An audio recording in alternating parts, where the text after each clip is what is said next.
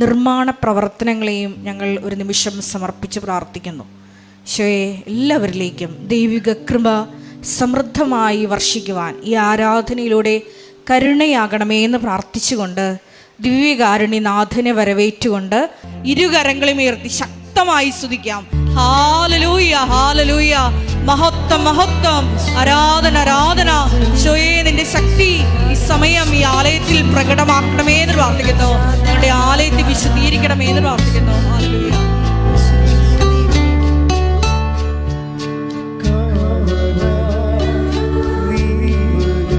കരങ്ങൾ കൂപ്പി മുട്ടുമേലായിരിക്കാം.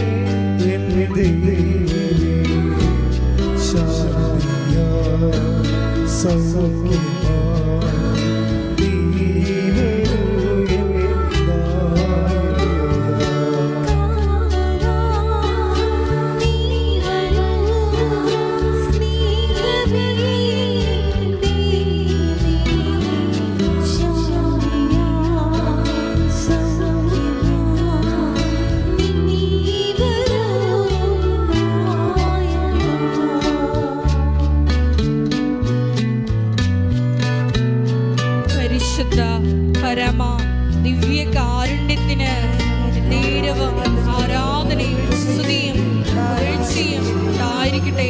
പരിശുദ്ധ പരമ ദിവ്യകാരുണ്യത്തിന് നേരവും ആരാധനയും സ്തുതിയും പുകഴ്ചയും ഉണ്ടായിരിക്കട്ടെ.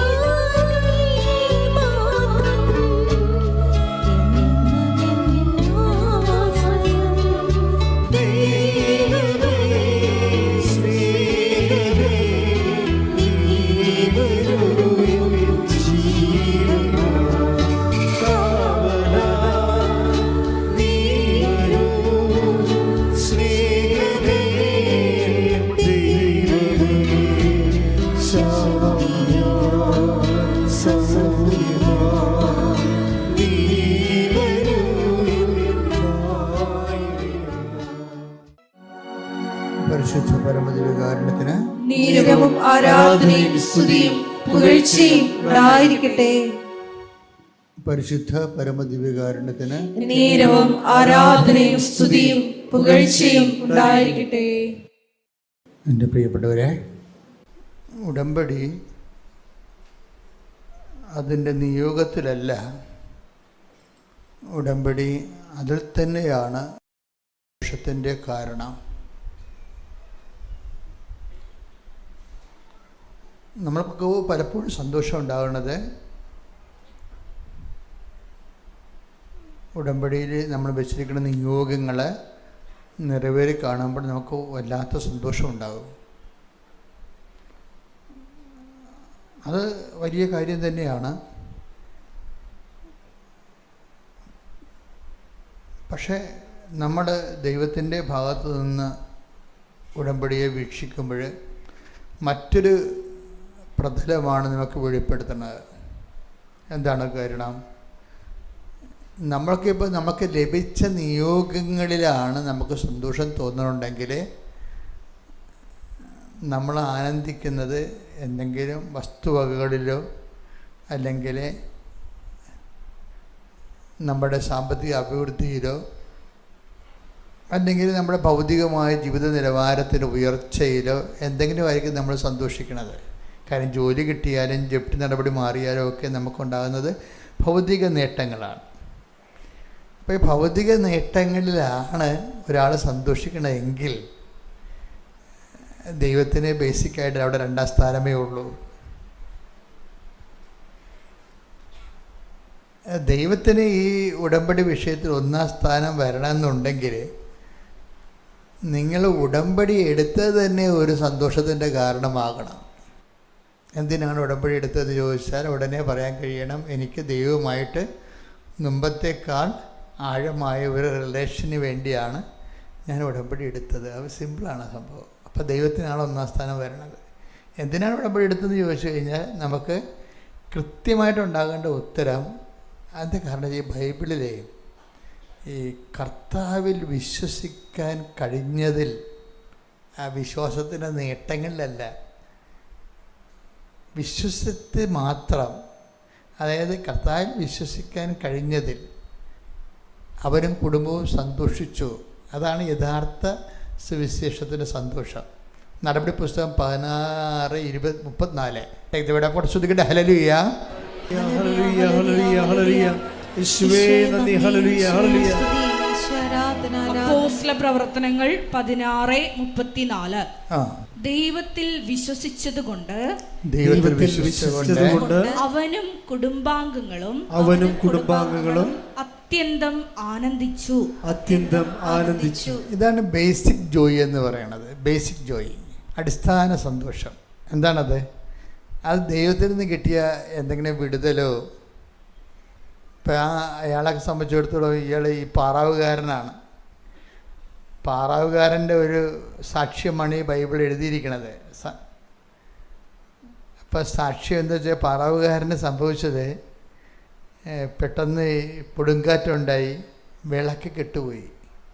അന്ന് ഈ എണ്ണ വിളക്കാണല്ലോ ഉപയോഗിക്കുന്നത്. പാറാവർ ജയിലിലാണ് സംഭവം. ജയിലിലാണ്. ഞാൻ റോമിൽ ധ്യാനിപ്പിക്കാൻ പോയപ്പോൾ പൗലോസ് രക്തസാക്ഷിയായ സ്ഥലത്ത് പോയി.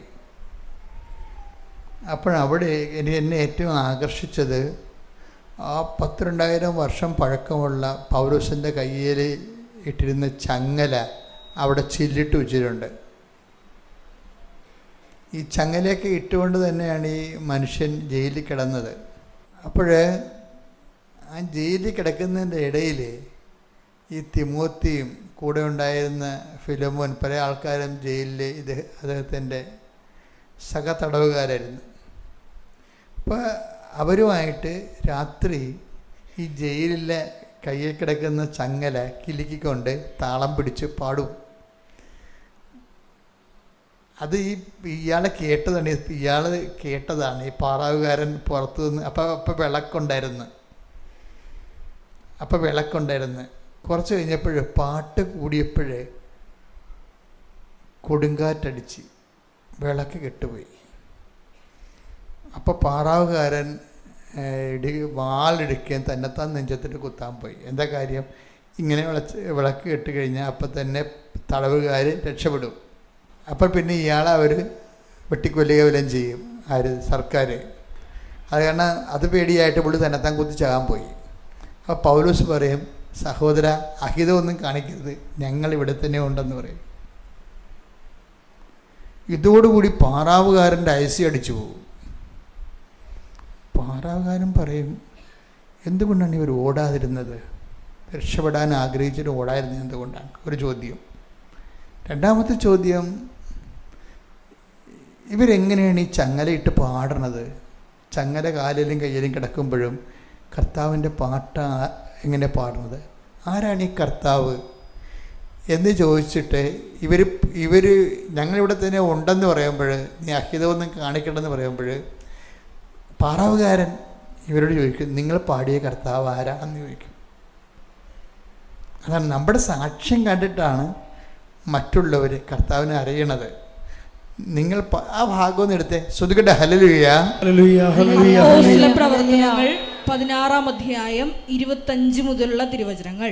25, 16, 25 നടപടി പുസ്തകം. അർദ്ധരാത്രിയോടടുത്ത് പൗലോസും സീലാസും കീർത്തനം പാടി ദൈവത്തെ സ്തുതിക്കുകയായിരുന്നു. തടവുകാർ അത് കേട്ടുകൊണ്ടിരുന്നു. അതാണ് വിഷയം. തടവുകാർ അത് കേട്ടുകൊണ്ടിരുന്നു. പെട്ടെന്ന് വലിയ ഒരു ഭൂകമ്പമുണ്ടായി. പെട്ടെന്ന് ഒരു വലിയ ഭൂകമ്പം ഉണ്ടായി. കാരാഗൃഹത്തിന്റെ അടിത്തറ കുലുങ്ങി എല്ലാ വാതിലുകളും തുറക്കപ്പെട്ടു. എല്ലാവരുടെയും ചങ്ങലകൾ അഴിഞ്ഞു വീണു. കാവൽക്കാരൻ ഉണർന്നപ്പോൾ കാരാഗൃഹ വാതിലുകൾ തുറന്നു കിടക്കുന്നത് കണ്ടു. തടവുകാരെല്ലാം രക്ഷപ്പെട്ടുവെന്ന് വിചാരിച്ച് അവൻ വാളൂരി ആത്മഹത്യക്കൊരുങ്ങി. എന്നാൽ പൗലോസ് വിളിച്ചു പറഞ്ഞു, സാഹസം കാണിക്കരുത്, ഞങ്ങൾ എല്ലാവരും ഇവിടെ തന്നെയുണ്ട്. വിളക്ക് കൊണ്ടുവരാൻ വിളിച്ചു പറഞ്ഞിട്ട് അവൻ അകത്തേക്കോടി. പേടിച്ചു വിറച്ച് അവൻ പൗലോസിന്റെയും സീലാസിന്റെയും കാൽക്കൽ വീണു. അവരെ പുറത്തേക്ക് കൊണ്ടുവന്ന് അവൻ ചോദിച്ചു, യജമാനന്മാരെ, രക്ഷ പ്രാപിക്കാൻ ഞാൻ എന്ത് ചെയ്യണം? അവർ പറഞ്ഞു, കർത്താവായ യേശുവിൽ വിശ്വസിക്കുക, നീയും നിന്റെ കുടുംബവും രക്ഷ പ്രാപിക്കും. അപ്പോഴേ നിത്യരക്ഷ ലഭിച്ചു. ഈ പറവുകാരൻ പൗലോസിനെ വീട്ടിൽ കൊണ്ടുപോയി ഭക്ഷണം കൊടുത്തിട്ട് കർത്താവിനെ കുറിച്ച് കൂടുതൽ ചോദിച്ച് മനസ്സിലാക്കും. ആ ഒരു രാത്രി കൊണ്ട് തന്നെ അവന് അഭിഷേകം കിട്ടിയിട്ട് അവൻ പൗലോസിലേക്ക് എന്തെങ്കിലും സ്നാനം സ്വീകരിക്കും. എന്നിട്ടാണ് ഇവൻ പറയണത് കർത്താവിൽ വിശ്വസിക്കാൻ കഴിഞ്ഞതിൽ എന്ന് വെച്ച് കഴിഞ്ഞാൽ നിത്യരക്ഷ ലഭിച്ചതിൽ. അല്ല ജോലി കിട്ടി, വീട് കിട്ടി, ജപ്തി മാറി എന്നല്ല പ്രശ്നം. കർത്താവിൽ വിശ്വസിക്കാൻ കഴിഞ്ഞത് തന്നെ ഈ മനുഷ്യന് വലിയ സന്തോഷമായി മാറുകയാണ്. ഏതാണ്ട് ഇതേ ഒരു പാരലിൽ വേണം ഉടമ്പടിയെ സമീപിക്കാൻ. ഉടമ്പടിയിൽ നമുക്ക് എന്ത് വേണമെങ്കിലും നടക്കും. നമ്മൾ ആയിരക്കണക്കിന് സാക്ഷ്യങ്ങൾ യൂട്യൂബിലുള്ള ഒരു കേന്ദ്രവും ലോകത്ത് കാണത്തില്ല. 10 അതായത് ഒരു ലക്ഷത്തോടടുത്ത് വരുന്ന ഇപ്പോൾ സാക്ഷ്യങ്ങൾ. അപ്പം ഉടമ്പടിയിൽ എന്തും നടക്കും. പക്ഷെ അതല്ല വിഷയം. ഉടമ്പടിയിൽ നടക്കേണ്ട കാര്യം എന്താണ്? കർത്താവുമായി ആഴമായി ബന്ധമുണ്ടാകുമ്പോഴേ അതൊരു സന്തോഷത്തിൻ്റെ കാരണമാകണം. പ്രാർത്ഥിക്കുക. കർത്താവായ ദൈവമേ, ഉടമ്പടിയിലൂടെ അങ്ങുമായി ആത്മാർത്ഥവും ആഴവുമായ ആത്മബന്ധത്തിനായി ഞങ്ങളെ വിളിച്ചതിന് നന്ദി പറയുന്നു. യേശുവേ സ്തോത്രം, നന്ദി, യേശുവേ ആരാധന. ശ്രദ്ധിക്കട്ടെ.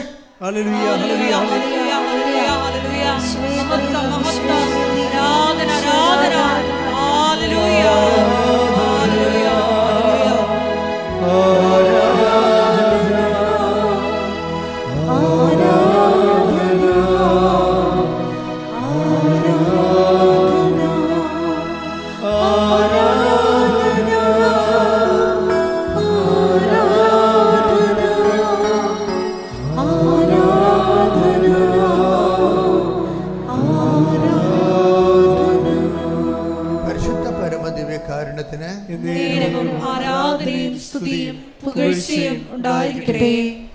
കഴിഞ്ഞ ദിവസങ്ങളിലെ റോജൻ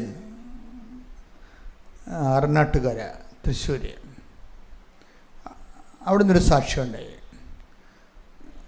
ആ സാക്ഷ്യത്തിൻ്റെ രീതികൾ റോജൻ പറയണത് ഉടമ്പടിയിലൂടെ എൻ്റെ തോട്ട് പ്രോസസ്സ് പോലും കർത്താവ് ചേഞ്ച് ചെയ്തെന്നാണ്. വളരെ ഇവാലുവേറ്റ് ചെയ്തുകൊണ്ടൊരു സാക്ഷ്യമാണ്. ഫാക്റ്റ് ഇങ്ങനെ പറയണതല്ല. എല്ലാ സാക്ഷ്യങ്ങളിലും ഫാക്റ്റ് പറയണതാണ്. അവർക്ക് സംഭവിച്ച വിഷയങ്ങൾ അവർ അതുപോലെ പറയും. കുറച്ച് എഡ്യൂക്കേറ്റഡ് ആയിട്ടുള്ള ആൾക്കാർ സാക്ഷ്യം പറയുമ്പോൾ സ്കാൻ ചെയ്തേ പറയത്തുള്ളൂ. അവർ നിരീക്ഷിക്കും. What is happen to our home, ഞങ്ങളുടെ വീട്ടിൽ എന്ത് സംഭവിക്കുന്നു. കാരണം റോജൻ്റെ വീട്ടിൽ അമ്മ ഉടമ്പടിയിലാണ്, ഭാര്യ ഉടമ്പടിയിലാണ്, റോജൻ ഉടമ്പടിയിലാണ്. മനസ്സിലേക്ക് ഒരു വ്യക്തി ഒരു മൂന്ന് ഉടമ്പടി എടുത്തിരിക്കുകയും അപ്പോൾ ആ ഫാമിലി മൊത്തം സെറ്റപ്പ് ഉടമ്പടി സെറ്റപ്പാണ്.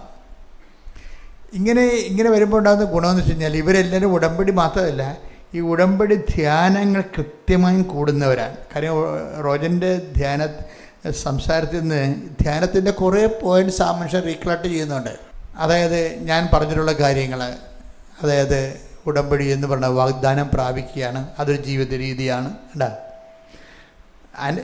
ഉടമ്പടി എന്ന് പറഞ്ഞത് നൊവേന പോലെ എന്തെങ്കിലും ഒരു പ്രാർത്ഥന, എന്തെങ്കിലും വിഷയം നടക്കാൻ വേണ്ടി നമ്മൾ കാണിക്കുന്ന പ്രാർത്ഥനയുടെ പദ്ധതിയല്ല, അതൊരു ജീവിത രീതിയാണ്. ദൈവവുമായി ഉടമ്പടി ചെയ്തുകൊണ്ട് ഒരു ജീവിത രീതിയാണ്, വേ ഓഫ് ലൈഫാണ്. ഈ വേ ഓഫ് ലൈഫാണെന്നുള്ള സംഭവം അടുത്ത നൂറ്റാണ്ടിലും ഇതിനേക്കാൾ ജ്വലിക്കാൻ സാധ്യതയുണ്ട്. കാര്യം ഇതിന്ന് നിങ്ങൾക്കത് തോന്നണുണ്ടോ ഇത് കൃപാസനം വഴി നിൽക്കുമെന്ന്? അപ്പം മാതാവ് ജീവനോടെ പ്രത്യക്ഷപ്പെട്ടിരിക്കുന്ന കാരണം ഈ പ്രത്യക്ഷീകരണ സഭ പഠിക്കും. കാര്യം ഇത്രയും ഇപ്പോൾ ലൂർദും ഫാത്തിമയും എന്തെല്ലാം പ്രത്യക്ഷീകരണം നടന്നെങ്കിലും ലക്ഷക്കണക്കിന് മനുഷ്യരാണ് ഭൂഗോളത്തിൻ്റെ എല്ലാ ഭൂഖണ്ഡങ്ങളിൽ ഇരുന്നുകൊണ്ട് പ്രത്യക്ഷീകരണ സഭ പഠിക്കണമെന്ന് രാവിലെ എഴുന്നേറ്റ് പ്രാർത്ഥിക്കുന്നത്. Praise the Lord. അത് മനസ്സിലാകണം. ലക്ഷക്കണക്കിന് മനുഷ്യർ ഭൂഗോളത്തിൻ്റെ എല്ലാ സ്ഥലങ്ങളിലും. അടുത്ത പ്രാവശ്യം ഞങ്ങൾ സൗത്ത് ആഫ്രിക്ക പോവുകയാണ്. അപ്പോൾ സൗത്ത് ആഫ്രിക്കയിൽ എന്താണ്, ഒരു ഉടമ്പടി സമൂഹം അവിടെ ജീവിക്കുന്നുണ്ട്. അവരാണ് ഉടമ്പടി ധ്യാനത്തിന് വിളിക്കണത്. അതെന്താ വിഷയം എന്ന് പറയണത്, ഓരോ സ്ഥലത്തും ലോകത്തിൻ്റെ എല്ലാ ഭൂഖണ്ഡങ്ങളിലും ഉടമ്പടി കൂട്ടായ്മ രൂപപ്പെട്ടിട്ട് അവരെല്ലാം രാവിലെ എഴുന്നേൽക്കുമ്പോൾ ലക്ഷക്കണക്കിന് മനുഷ്യർ പ്രത്യക്ഷീകരണ പ്രാർത്ഥനയിലൂടെ മാതാവിൻ്റെ പ്രത്യക്ഷീകരണം. ഇപ്പോൾ റോജൻ തന്നെ സാക്ഷ്യം തുടങ്ങണം അങ്ങനെയാണ്. എങ്ങനെ തുടങ്ങണം? മാതാവിൻ്റെ പ്രത്യക്ഷീകരണത്തിന് എന്നെ സാക്ഷിയാക്കിയതിന് ഞാൻ നന്ദി പറയണം. അതാണ് എൻ്റെ രീതി എന്ന് പറയുന്നത്. അവർക്ക് കാര്യങ്ങൾ അറിയാം. കുറേ നാൾ ഉടമ്പടിയുമായിട്ട് ജീവിച്ചു കഴിയുമ്പോൾ എന്താണ് ഉടമ്പടി, എന്തിനാണ് ഉടമ്പടി എന്നൊക്കെ അവർക്കറിയാം. അവരുടെ ലിമിറ്റഡ് ആയിട്ടുള്ള ഒരു കുടുംബാവശ്യത്തിന് വേണ്ടിയല്ല, അത് ഈസിയായിട്ട് നടക്കുന്ന കാര്യമാണ്. മറിച്ച് എന്താണ്, മാതാവിൻ്റെ പ്രത്യക്ഷീകരണത്തിൻ്റെ സാക്ഷി എന്ന് പറഞ്ഞേ.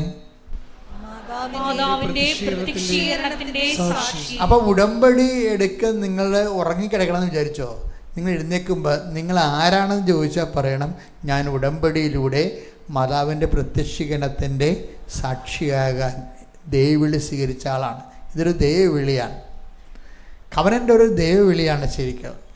എന്ന് വെച്ചാൽ സുനിശ്ചിതമായും ചട്ടപ്പടിയും ചിട്ടപ്പടിയുമുള്ള രീതിയിൽ നമ്മൾ ദൈവത്തോട് ജീവിക്കുകയാണ്. രാവിലെ 5:30 ലൈഫ് തുടങ്ങും. കഴിഞ്ഞ ദിവസം ശ്രേയ എന്നും പറഞ്ഞൊരു മോള് സാക്ഷ്യം പറഞ്ഞു. എനിക്ക് ചില സമയത്ത് തോന്നുകയെ ഈ ആൾക്കാർ സാക്ഷ്യം പറയുമ്പോൾ എനിക്ക് ചില സമയത്ത് ഒരു ഡിസ്റ്റർബൻസ് ഉണ്ടാവും.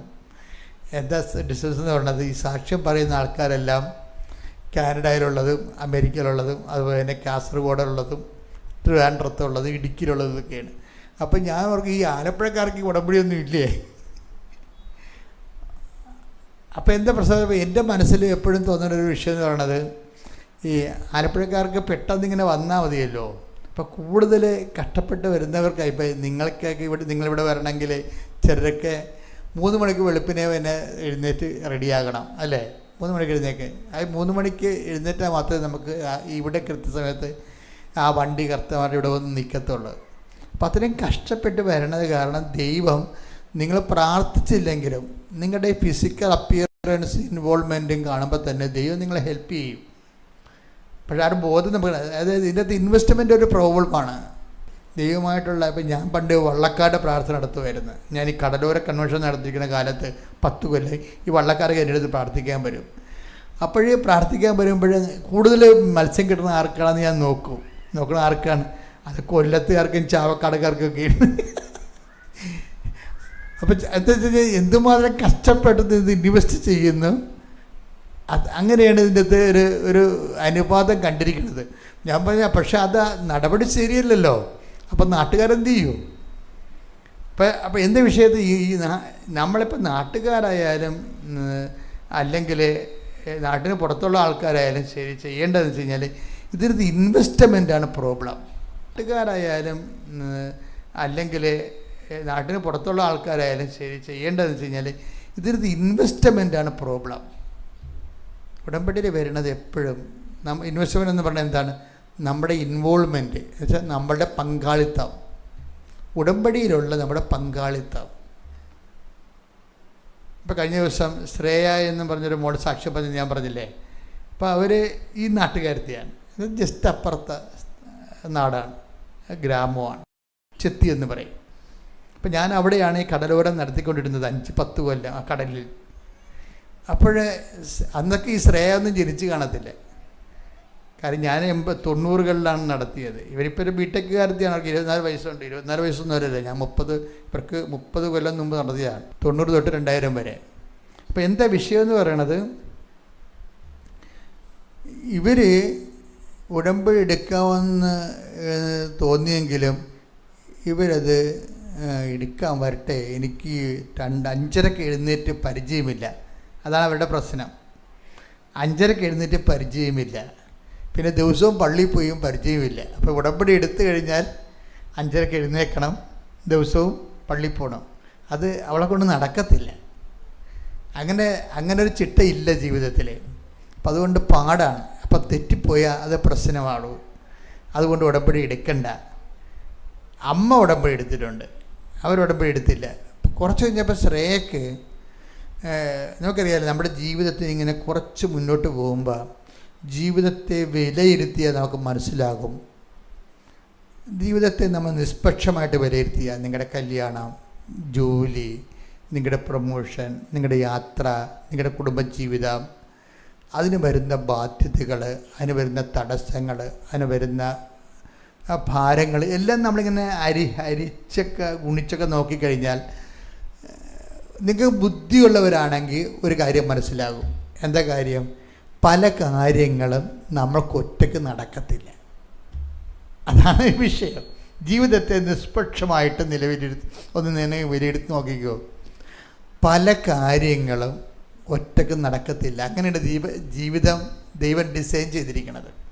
ഇപ്പം ദൈവത്തിനൊരു പങ്കാളിത്തം കിട്ടാൻ വേണ്ടിയാണ് പലപ്പോഴും നമ്മുടെ ജീവിതത്തിൽ, ഇപ്പം നിങ്ങൾക്കറിയാമല്ലോ, ഉടമ്പടി എടുക്കുമ്പോൾ നമുക്ക് ഉണ്ടാകുന്ന ഒരു സത്യസന്ധമായ ജീവിതത്തിൽ ഉടമ്പടി എടുക്കുമ്പോൾ നമുക്കുണ്ടാകുന്നൊരു വിഷയം എന്താ? ആൾക്കാർക്ക് ഉണ്ടാകുന്ന അനുഭവം എന്താ? ഉടമ്പടി എന്ത് അനുഭവം തന്നെന്ന് ചോദിച്ചു കഴിഞ്ഞാൽ, നിങ്ങൾ പറയുന്ന അനുഗ്രഹങ്ങളെക്കുറിച്ചല്ല ചിലർ പറയണത് മാതാവ് ഞങ്ങളുടെ വീട്ടിലെ ഒരു അംഗം പോലെ തോന്നിയെന്നാണ്. അത് ഈ കിടിലനാണ് ശരിക്കും. അമ്മയുടെ ഒരു ഡിസൈൻ അങ്ങനെയാണ്, ദൈവം അങ്ങനെ ഡിസൈൻ ചെയ്തിരിക്കണത്. അതാണ് ബൈബിൾ തുറക്കുമ്പോൾ പറയണത്, കാനായിലൊരു വിവാഹാഘോഷം നടന്നു, യേശുവിൻ്റെ അമ്മയും ഒരു കുടുംബാംഗം പോലെ അവിടെ ഉണ്ടായിരുന്നു. നേരത്തെ ഉണ്ടായിരുന്ന ആളാണത്. അവിടെ യേശു ശിഷ്യന്മാരും ക്ഷണിക്കപ്പെട്ടിരുന്നു എന്നാണ് പറയണത്. യേശു ശിഷ്യന്മാരും വിരുന്നുകാരെ പോലെ വന്നു ചേർന്ന ആൾക്കാരാണ്. പക്ഷെ അമ്മയെക്കുറിച്ച് പറഞ്ഞാൽ അങ്ങനെയല്ല, വീട്ടുകാരത്തിയായിട്ട് അവിടെ ഉണ്ടായിരുന്നു. ഈ ഒരു വ്യത്യാസം ഉണ്ട് ശരിക്കും. അമ്മ വീട്ടുകാരത്തിയാണ്. നമുക്ക് കുറച്ച് കഴിയുമ്പോൾ നിങ്ങൾക്കത് തോന്നണം, മാതാവുമായിട്ട് ജീവിക്കുമ്പോൾ തോന്നണം, മാതാവ് ഞങ്ങളുടെ കുടുംബത്തിലെ ഒരു അംഗമാണെന്ന്.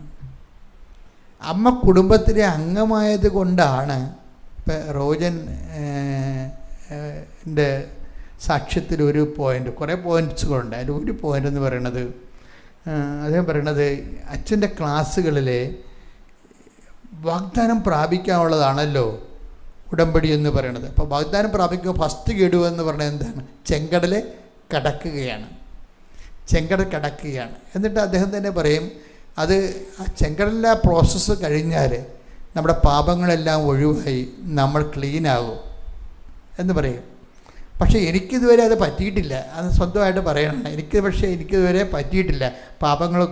മൊത്തം പാപങ്ങൾ ഒഴിവാക്കി ജീവിക്കാൻ പറ്റുമെന്ന് ഞാൻ പരിശ്രമിച്ചുകൊണ്ടിരിക്കുകയാണ്. ആ പരിശ്രമം തന്നെ മതിയാവും ശരിക്കും ദൈവത്തിരുസന്നിധിയിൽ ഒരു നല്ല മാർക്ക് വീഴാൻ. പക്ഷേ എനിക്ക് അങ്ങനെയുള്ളവരോട് പറയാനുള്ളത്, ഈ പാപം ഒഴിവാക്കുക എന്നുള്ളത് ഒരു വലിയ ആനക്കാര്യമല്ല ശരിക്കും പറഞ്ഞാൽ. കാര്യം ഈ ബൈബിൾ ഡിസൈൻ ചെയ്തിരിക്കുന്നത് എങ്ങനെയാണെന്ന് അറിയാമോ? Not by merit but by ഗ്രേസിലാണ്.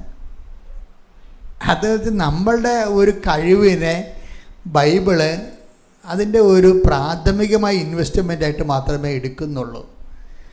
നമ്മൾ വിചാരിക്കുന്നത് നമ്മൾ തന്നെ കഷ്ടപ്പെട്ട് നമ്മൾ തന്നെ ഇങ്ങനെ പാപകരമായ എല്ലാ അവസ്ഥകളെയും പരിത്യജിച്ചുകൊണ്ട് നമ്മൾ വിശുദ്ധിയിലേക്ക് വേഗം ശ്രമിക്കണം. ദാറ്റ്സൊക്കെ നമുക്ക് ശ്രമിക്കാം. നമുക്ക് ശ്രമിച്ചാലും ഇതിൻ്റെയൊക്കെ വരുന്നൊരു വിഷയം എന്ന് പറയണത്, ദൈവം സഹകരിക്കുന്നില്ല എന്നുണ്ടെങ്കിൽ നമ്മൾ തീർച്ചയായിട്ടും ഇപ്പോൾ ഒരു കടൽ നമ്മൾ നീന്തി കയറി അടുത്ത കടൽ മൂന്നാമത്തെ തിരക്ക് നമ്മൾ മുങ്ങിപ്പോവും. ഇവിടെ എന്താ വിഷയം എന്ന് പറയുന്നത്, ദൈവം തന്നെയാണ് ഹെൽപ്പ് ചെയ്യേണ്ടത്. അതുകൊണ്ട് ബൈബിളിൽ എപ്പോഴും ഉണ്ടാകും, ഇപ്പോൾ നിങ്ങൾ ഈ പാപകരമായ ജീവിതത്തിൽ നിന്ന് രക്ഷപ്പെടാൻ വേണ്ടി പരിശ്രമിക്കുമ്പോൾ തന്നെ നിങ്ങൾ ഓർക്കണം എന്താ കാര്യം, നിങ്ങൾ പരിശ്രമിക്കുന്നത് മാത്രമല്ല വിഷയം, മറിച്ച് എന്താണ്, കർത്താവേ അതാണ് ഈശോയുടെ പ്രാർത്ഥനയിൽ ഒരു സംഭവമുണ്ട്, ഞങ്ങളെ പ്രലോഭനത്തിൽ, അതാണ് സംഭവം. അപ്പോൾ ദൈവം വിചാരിച്ചാൽ നമ്മളെ ഹെൽപ്പ് ചെയ്യാൻ പറ്റുമോ എന്നുള്ളൊരു പ്രൊവിഷൻ അവിടെ കിടക്കുന്നുണ്ട്. അത് നിങ്ങൾ യൂസ് ചെയ്യണം. കാര്യം ഈ പ്രലോഭനത്തിൽ ഉൾപ്പെടാതെ ജീവിക്കാൻ ഇപ്പം ചില ബിസിനസ്സുകാർക്ക് ഭയങ്കര അവർക്കറിയാം, അവർ 2-3 പുസ്തകങ്ങളൊക്കെ സൂക്ഷിക്കുന്ന ആൾക്കാരാണ്. ഗവൺമെൻറ്റിനെ കാണിക്കാൻ ഒരു കാരണം, കൂട്ടുകച്ചവടക്കാരനേക്കാൻ വേറെ പുസ്തകം, കുടുംബക്കാരെ കാണിക്കാൻ വേറെ 3 പുസ്തകമൊക്കെ ഉപയോഗിക്കുക ആൾക്കാർ. എല്ലാവരും ഒന്നും ഞാൻ പറയണില്ല, ചില ആൾക്കാർ അങ്ങനെ ചെയ്യുന്നുണ്ട്. ഈ കൂട്ടുകച്ചവടക്കാരാണെങ്കിൽ അപ്പോൾ കച്ചവടം നോക്കണ ഒരാളായിരിക്കും, ചിലപ്പോൾ മറ്റുള്ളവർ അതിൻ്റെ അകത്ത് പണം മുടക്കിയതുണ്ടായിരുന്നു, അപ്പോൾ അവരെ കാണിക്കാൻ വേണ്ടി ഒരു പുസ്തകം ഉപയോഗിക്കും. കുടുംബത്തിൽ നിന്ന് ഷെയർ എടുത്തിട്ടായിരിക്കും കുടുംബത്തിന് വേണ്ടിയായിരിക്കും കുടുംബത്തിൻ്റെ കച്ചവടം നടക്കുന്നത്. അപ്പോൾ കുടുംബക്കാരെ കാണിക്കാൻ വേണ്ടി വേറെ കണക്കുണ്ടാക്കും, ഇനി ടാക്സുകാരെ കാണിക്കാൻ വേറെ കണക്കുണ്ടാക്കും. അപ്പോൾ ഇങ്ങനെ ഒരു ബിസിനസ്സുകാരന് രക്ഷപ്പെടാൻ പറ്റത്തില്ലേ? അവൻ എപ്പോഴും ഇതുപോലെ കള്ളക്കണക്കുകൾ എഴുതി പല പുസ്തകങ്ങളുണ്ടാക്കി അവന് ജീവിക്കാൻ പറ്റത്തുള്ളൂ എന്ന് ചോദിച്ചാൽ കർത്താവിന് ഒരു ഉത്തരം പറയുന്നുണ്ട്. എപ്പോഴും നീ പ്രൂഡൻ്റ് ആയിരിക്കണം, അത് സംശയമില്ല. നിൻ്റെ കണക്കുകളിലൊക്കെ നീ കാണിക്കേണ്ടത് വിവേകമാണ് കാണിക്കേണ്ടത്, അത് സംശയമില്ല. പക്ഷേ കാര്യം ചില നഷ്ടങ്ങൾ നമുക്ക് കണക്കിൽ പെടുത്താൻ പറ്റത്തില്ല, പിന്നെ അതിനെ കോമ്പൻസേറ്റ് ചെയ്യാൻ വേണ്ടി വേറെ എന്തെങ്കിലും ആഡ് ചെയ്യേണ്ടി വരും. അപ്പോൾ ഇങ്ങനെയൊക്കെ കുറേ ബിസിനസ് ലോകത്ത് അതിൻ്റേതായിട്ടുള്ള കുറേ ബുദ്ധിമുട്ടുകളൊക്കെ ഉണ്ട് ശരിക്കും. അപ്പോൾ അതുകൊണ്ട് ഈശോ എന്നെ പറഞ്ഞു കഴിഞ്ഞാൽ, നീ ആവശ്യമില്ലാത്ത കാര്യങ്ങളെ ഓർത്ത് ഓവർ പ്രാധാന്യം കൊടുത്ത് വിഷമിക്കരുത്, മറിച്ച് നീ എന്താണ്, നിനക്ക് പറ്റുന്നില്ല എങ്കിലേ നീ അത് എൻ്റെ കൃപയിൽ ആശ്രയിക്കാൻ പറഞ്ഞിരിക്കണം. അതാണ് ഇത്രയും വലിയ പാടാണെങ്കിൽ അങ്ങനെ വാക്കുണ്ടല്ല അല്ലേ, ആർക്ക് രക്ഷപ്പെടാൻ കഴിയുമെന്ന് കേൾക്കണില്ലേ? അതായത് ശ്രുതിക്കട്ടെ ഹല്ലേലൂയ. 19:26 എടുത്ത് മത്തായി ശ്ലീഹായുടെ സുവിശേഷം 19:26 ശ്രുതിക്കട്ടെ ഹല്ലേലൂയ.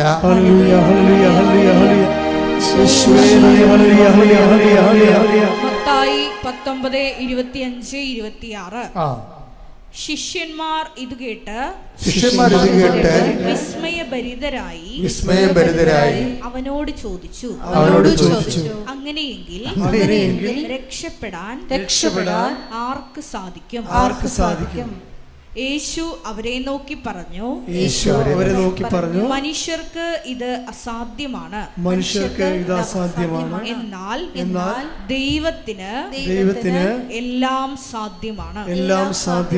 അപ്പം ഇതുകൊണ്ട് എന്താ വിഷയം, അച്ഛൻ ഉദ്ദേശിക്കുന്നത് എന്താണെന്ന് വെച്ച് കഴിഞ്ഞാൽ, ഈ മനുഷ്യർക്ക് ഇത് അസാധ്യമാണ് എന്നാൽ ദൈവത്തിന് എല്ലാം സാധ്യമാണ് എന്ന് പറയുന്ന ആ ഒരു sentence it is equal to not by merit but by grace ആണ്. അത് എൻ്റെ കൂടെയാണ്, നിങ്ങളുടെ കഴിവ് കൊണ്ടല്ല, ദൈവത്തിൻ്റെ കൃപ. ഈ ബൈബിളിൽ ഈ വാക്ക് പലതരത്തിൽ ഇങ്ങനെ പറഞ്ഞുകൊണ്ടിരിക്കും. പല സ്ഥലങ്ങളിൽ ഇത് തന്നെയാണ് പറയണത്, not by merit but by grace എന്ന്. എന്നിട്ട് ഇപ്പം നിങ്ങൾ മനുഷ്യർക്ക് ഇത് അസാധ്യമാണ്, ദൈവത്തിന് സാധ്യമാണെന്ന് പറയുന്നത് അത് തന്നെയാണ്, not by merit but by grace. അപ്പം ഇങ്ങനെ നിങ്ങൾക്ക് ഏതെങ്കിലും പാപം, റോജൻ്റെ സാക്ഷ്യത്തിൽ തന്നെ ഒരു ദുശ്ശീലത്തെക്കുറിച്ച് പറയുന്നുണ്ട്. അതൊക്കെ 10-29 കൊല്ലം ഉണ്ടായിരുന്നൊരു ദുശ്ശീലമാണ്, ബാഡ് ഹാബിറ്റ്. ഉടമ്പടി എടുത്തോടുകൂടി മദർ ആ സംഭവം അങ്ങോട്ട് ഏറ്റെടുത്ത്. അതാണ് പക്ഷേ ഇത്രയും ഉടമ്പടി എടുക്കാത്ത സാധാരണ ഒരു നല്ല ക്രിസ്ത്യ ജീവിതമുള്ള കുടുംബമാണിത്, ഉടമ്പടി എടുക്കാതെ.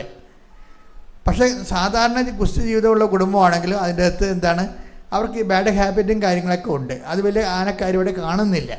പക്ഷേ ചിലർക്ക് കാണുന്നുണ്ട്, പക്ഷെ അവർക്ക് അത് എങ്ങനെയാണ് ഒഴിവാക്കേണ്ടതെന്ന് അറിയത്തില്ല. അപ്പോൾ ഉടമ്പടിയായപ്പം നമ്മളെ ഈക്വൽ പാർട്ട്ണറല്ലേ ഉടമ്പടിയിലേക്ക് വരണത്. നമ്മൾ ഉടമ്പടിക്കാരാണ്. ദൈവം ഒരു കക്ഷി, നമ്മളൊരു കക്ഷിയാണ്.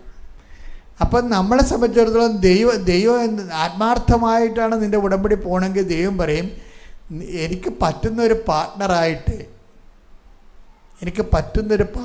കഴിഞ്ഞ ദിവസങ്ങളിൽ ഒരു വചനം ഉണ്ടായിരുന്നു, ദൈവം ആണ് ചില ആൾക്കാരെ മനസ്സിനെ ഇണക്കണമെന്ന്, ഇല്ലേ? അങ്ങനെ ഒരു വചനം ഉണ്ടായിരുന്നല്ലോ. വചനം പ്രവർത്തനം 13:22. ജെസ്സയുടെ പുത്രനായ ദാവീദിൽ, ഒന്ന് പറഞ്ഞേ, ജെസ്സയുടെ പുത്രനായ ദാവീദിൽ എന്റെ ഹൃദയത്തിനിണങ്ങിയ ഒരു മനുഷ്യനെ ഞാൻ കണ്ടെത്തിയിരിക്കുന്നു. അപ്പൊ ദാവീദിന്റെ അവസ്ഥ അതൊക്കെ കഴിയാമല്ലോ, ഞാൻ പറയേണ്ട കാര്യമില്ല. ദാവീദ് പാപത്തിൽ നിന്ന് രക്ഷപ്പെടാൻ വേണ്ടി എത്ര കഷ്ടപ്പെട്ട് നോക്കിയാലും പിന്നെയും അയാൾ ബലഹീനത അയാളെ വേട്ടയാടും. പക്ഷേ എന്നാ വിഷയത്തിൽ ഈ മനുഷ്യൻ്റെ അന്തരാളങ്ങളിലെ ദൈവത്തിന് പാപത്തെക്കാളും പാപത്തിൽ നിന്ന് ലഭിക്കുന്ന ലോകസുഖങ്ങളെക്കാളും ദൈവത്തിന് വലിയ പ്രാധാന്യമാണ്. ഇങ്ങനെ ഒരു മൈൻഡ് സെറ്റാണ് ദാവീദിൻ്റെത്. അയാളുടെ ശാരീരികമായ കുറേ ബലഹീനതയൊക്കെ ഉണ്ടെങ്കിലും അയാൾ ദൈവത്തെ കാണുന്നത്, അതുകൊണ്ടാണ് ഇങ്ങനെ പാപം വന്നു കഴിയുമ്പോൾ പറയും, കർത്താവേ എനിക്ക് എല്ലാം സഹിക്കാം, പക്ഷേ നിൻ്റെ കൺമുമ്പിൽ നിന്ന് മറഞ്ഞു പോണത് എനിക്ക് സഹിക്കാൻ പറ്റത്തില്ലെന്ന് പറയും.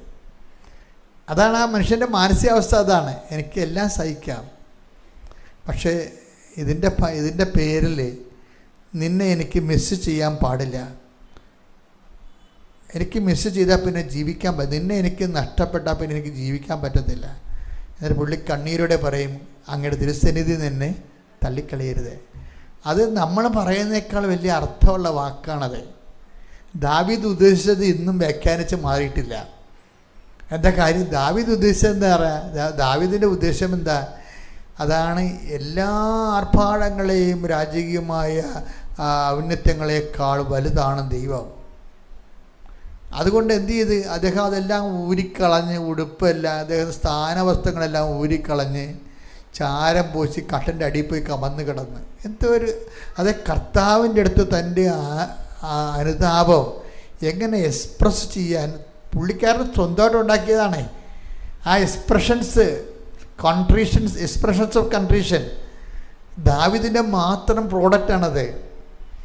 ദാവീദ് മാത്രം ഉണ്ടാക്കിയതാണ്. എങ്ങനെയാണ് ഒരു മനുഷ്യൻ ദൈവത്തിന് സ്ഥാനവസ്ത്രങ്ങൾ ഊരി മാറ്റി, ഭക്ഷണം നിർത്തി, പാനീയങ്ങൾ നിർത്തി, പട്ടിണിയായി ചാരം പൂശി കമന്ന് കിടക്കും, കർത്താവ് കരുണ കാണിക്കുള്ളൂ. അപ്പം ഈ എല്ലാത്തിനേക്കാളും ഉപരി ഈ മനുഷ്യൻ്റെ ഉള്ളിൽ ദൈവമാണ്. ദൈവം ഏതല്ലേ?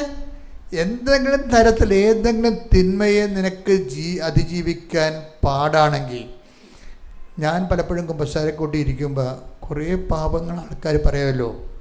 അപ്പം ഞാൻ ഈ പാപങ്ങളെക്കുറിച്ച് ഓവറായിട്ട് ശ്രദ്ധിക്കത്തില്ല. പാപങ്ങൾ ശ്രദ്ധിക്കും, പക്ഷെ ഞാൻ അതിന് ഓവർ ഇമ്പോർട്ടൻസ് കൊടുക്കത്തില്ല ഒരിക്കലും. ഞാൻ എന്നിട്ട് എന്ത് പറയുമെന്നറിയോ? ഇവരുടെ നന്മ പ്രവൃത്തികളെ ഞാൻ ബൂസ്റ്റ് ചെയ്യും. ഇവരുടെ ജീവിതത്തിലെ നന്മ പ്രവർത്തികളെ, പാപം അവർക്ക് മോഹിച്ചു കൊടുത്തെങ്കിലും ഞാൻ ഉപദേശിക്കുമ്പോൾ ചെയ്യണത് ഇവരുടെ നന്മ പ്രവർത്തികൾ. ഇവർ ബേസിക്കായിട്ട് നന്മ പ്രവർത്തികളുള്ളവരായിരിക്കും. അപ്പം അത് എന്തെല്ലാം ഞാൻ തിരക്കി എടുത്തിട്ട് അത് ബൂസ്റ്റ് ചെയ്യും. ഇപ്പം നിങ്ങൾ ഉടമ്പടിയിൽ എന്തുമാത്രം നന്മ പ്രവർത്തി ചെയ്യുന്നുണ്ട്, ഇല്ലേ? രോഗികളെ പോയി കാണുന്നു, ഇല്ലേ? രോഗികളുടെ വസ്ത്രം അലക്കുന്നു, അത് വിരിച്ച് തേച്ച് അവരെ കുളിപ്പിച്ച് എന്തെല്ലാം കാര്യങ്ങളാണ് ആൾക്കാർ ചെയ്യണത്. എന്തുമാത്രം ആൾക്കാരാണ് രാവിലെ എഴുന്നേറ്റ് പൊതിച്ചോറും കെട്ടി രോഗികളെ തേടി പോണത്.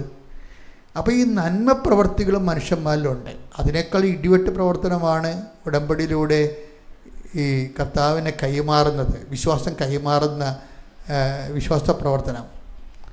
കഴിഞ്ഞ ദിവസങ്ങളിൽ അതായത് അഭിജിത്ത് കൃഷ്ണൻ എന്നും പറഞ്ഞൊരു സഹോദരൻ സാക്ഷ്യം പറഞ്ഞു. അങ്ങനെ ഒരു നാട്ടുമുണ്ട് കൊടുത്ത്, അതും ചേർത്തലക്കാരനാണ്, അടുത്തുള്ള ആളാണ്. എനിക്ക് ഭയങ്കര സന്തോഷം തോന്നി ഈ അടുത്തുള്ള ആൾക്കാരൊക്കെ വന്നിട്ട് ഇടിവെട്ടി സാക്ഷ്യം പറയുമ്പോഴേ.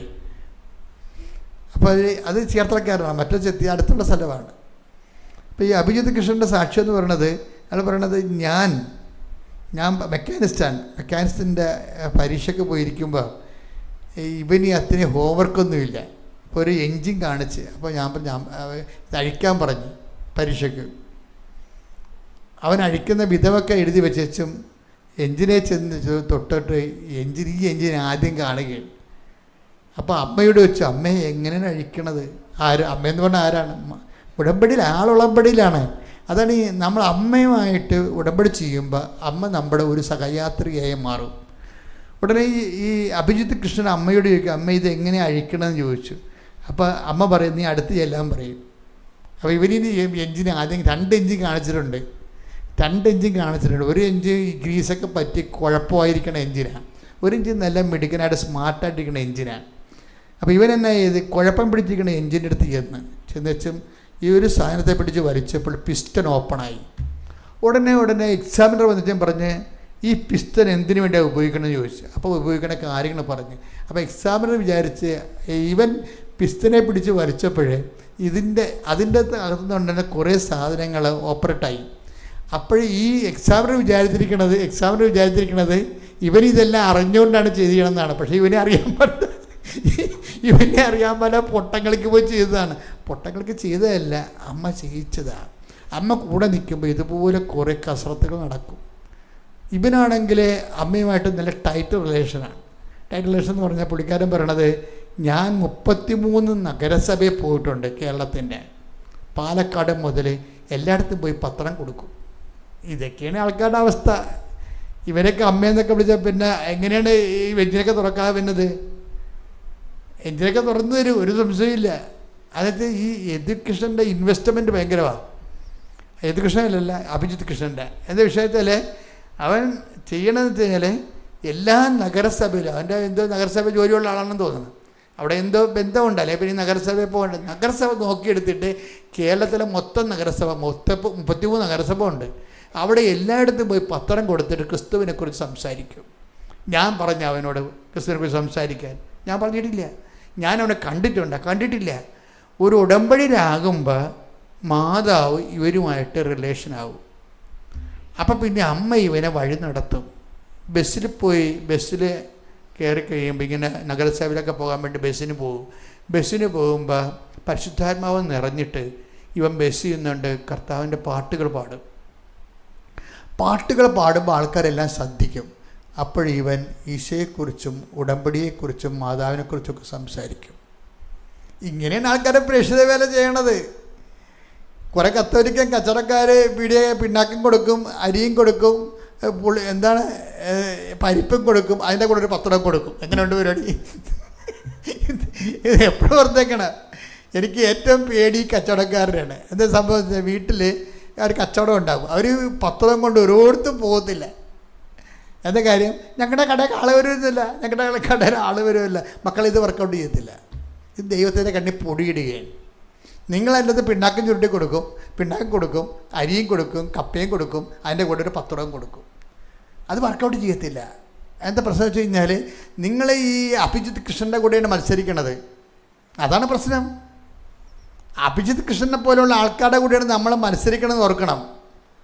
അപ്പം നീ കടയിൽ നിന്നുകൊണ്ട് വട്ടം തിരിഞ്ഞ് അങ്ങോട്ടും ഇങ്ങോട്ടും കൊടുക്കണമല്ലോ കാര്യങ്ങൾ. അപ്പം അങ്ങനെ വരുമ്പോൾ ഇതിൻ്റെ അകത്ത് വളരെ ഈ എന്നിട്ട് ഈ അഭിജിത്ത് കൃഷ്ണൻ പറയണമെന്ന് വെച്ചാൽ, അയാൾ പറയുന്നതിൻ്റെ കാരണമുണ്ട്. എന്ന് വെച്ച് കഴിഞ്ഞാൽ, ഞാൻ വർക്ക് ചെയ്യുമ്പോൾ വിശേഷ വിദ്യ നിങ്ങൾ എന്താണ് ചെയ്യണത് എന്ന് കർത്താവ് ചോദിച്ചിട്ടുണ്ട്. അതുകൊണ്ട് ഞാൻ വിശേഷ വിദ്യയായി ബസ്സിൽ കയറി പാട്ട് പാടും. ഞാൻ വിശേഷ വിദ്യയായി ബസ്സിലുള്ള ആൾക്കാരുടെ സുവിശേഷം പ്രസംഗിക്കും. അത് ഈ വിശേഷ വിദ്യ എവിടെ നിന്ന് കിട്ടിയതാണ്? ഈ ഉടമ്പടി ധ്യാനത്തിൽ നിന്ന് കിട്ടിയതാണ്. ചില ആൾക്കാർക്ക് വരുന്ന ഏറ്റവും വലിയ അബദ്ധം എന്നല്ല, കെണിയെന്ന് പറയുന്നത് അറിയാവോ? നിങ്ങൾ ഉടമ്പടി ധ്യാനം കൂടത്തില്ല. ചില ആൾക്കാർ പകുതി കൂടും, വവ്വാല് കടിച്ചതുപോലെ പകുതി കൂടും. അങ്ങനെ വരുമ്പോൾ എന്താ പ്രശ്നം? നമുക്ക് അപ്ഡേഷൻസ് കിട്ടുന്നത് ഉടമ്പടി ധ്യാനത്തിലൂടെയാണ്. നിങ്ങൾക്ക് തന്നെ ദൈവമായിട്ട് ഓരോരോ കാലത്തും നിങ്ങളുടെ വിഷയങ്ങൾക്ക് പരിഹാരങ്ങളെല്ലാം പറയണതും വെളിപാട് കിട്ടുന്നതും എല്ലാം ഉടമ്പടി ധ്യാനത്തിലാണ്. നിങ്ങൾ പ്രബുദ്ധരാകണത് എങ്ങനെയാണ്? ഉടമ്പടി ധ്യാനത്തിലാണ്. ഇപ്പം ചില ആൾക്കാർ 5 പുതുക്കിയ ആൾക്കാർ കണ്ടിട്ടുണ്ടല്ലോ. 5 പുതുക്കിയ ആൾക്കാരെ കണ്ടിട്ടില്ലേ? നമുക്ക് അവരെ കാണുമ്പോൾ അറിയാം അവർക്ക് ഒരു ഉടമ്പടി എടുത്തതിൻ്റെ പോലും നിലവാരമില്ല. അതിൻ്റെ കാരണം എന്താ? അവർ ഉടമ്പടി ധ്യാനം കൂടത്തില്ല. നിങ്ങൾക്ക് ഉടമ്പടി ധ്യാനം കൂടാൻ വരുമ്പോൾ എന്താ പറ്റണമെന്നറിയാവോ? നിങ്ങൾ ഉടമ്പടി ഓട്ടോമാറ്റിക്കായിട്ട് വട്ടം കണ്ടിക്കും. എന്താ കാര്യം? നിങ്ങൾ ഇവിടെ വന്ന മാതാവിൻ്റെ തിരുസന്നിധിയിൽ ഉടമ്പടി വിളക്ക് തെളിച്ചിട്ടാണ് ആഴ്ചവട്ടമുള്ള ഉടമ്പടി ധ്യാനത്തിൽ കൂടിക്കൊള്ളാമെന്ന് പ്രഖ്യാപിക്കണത്.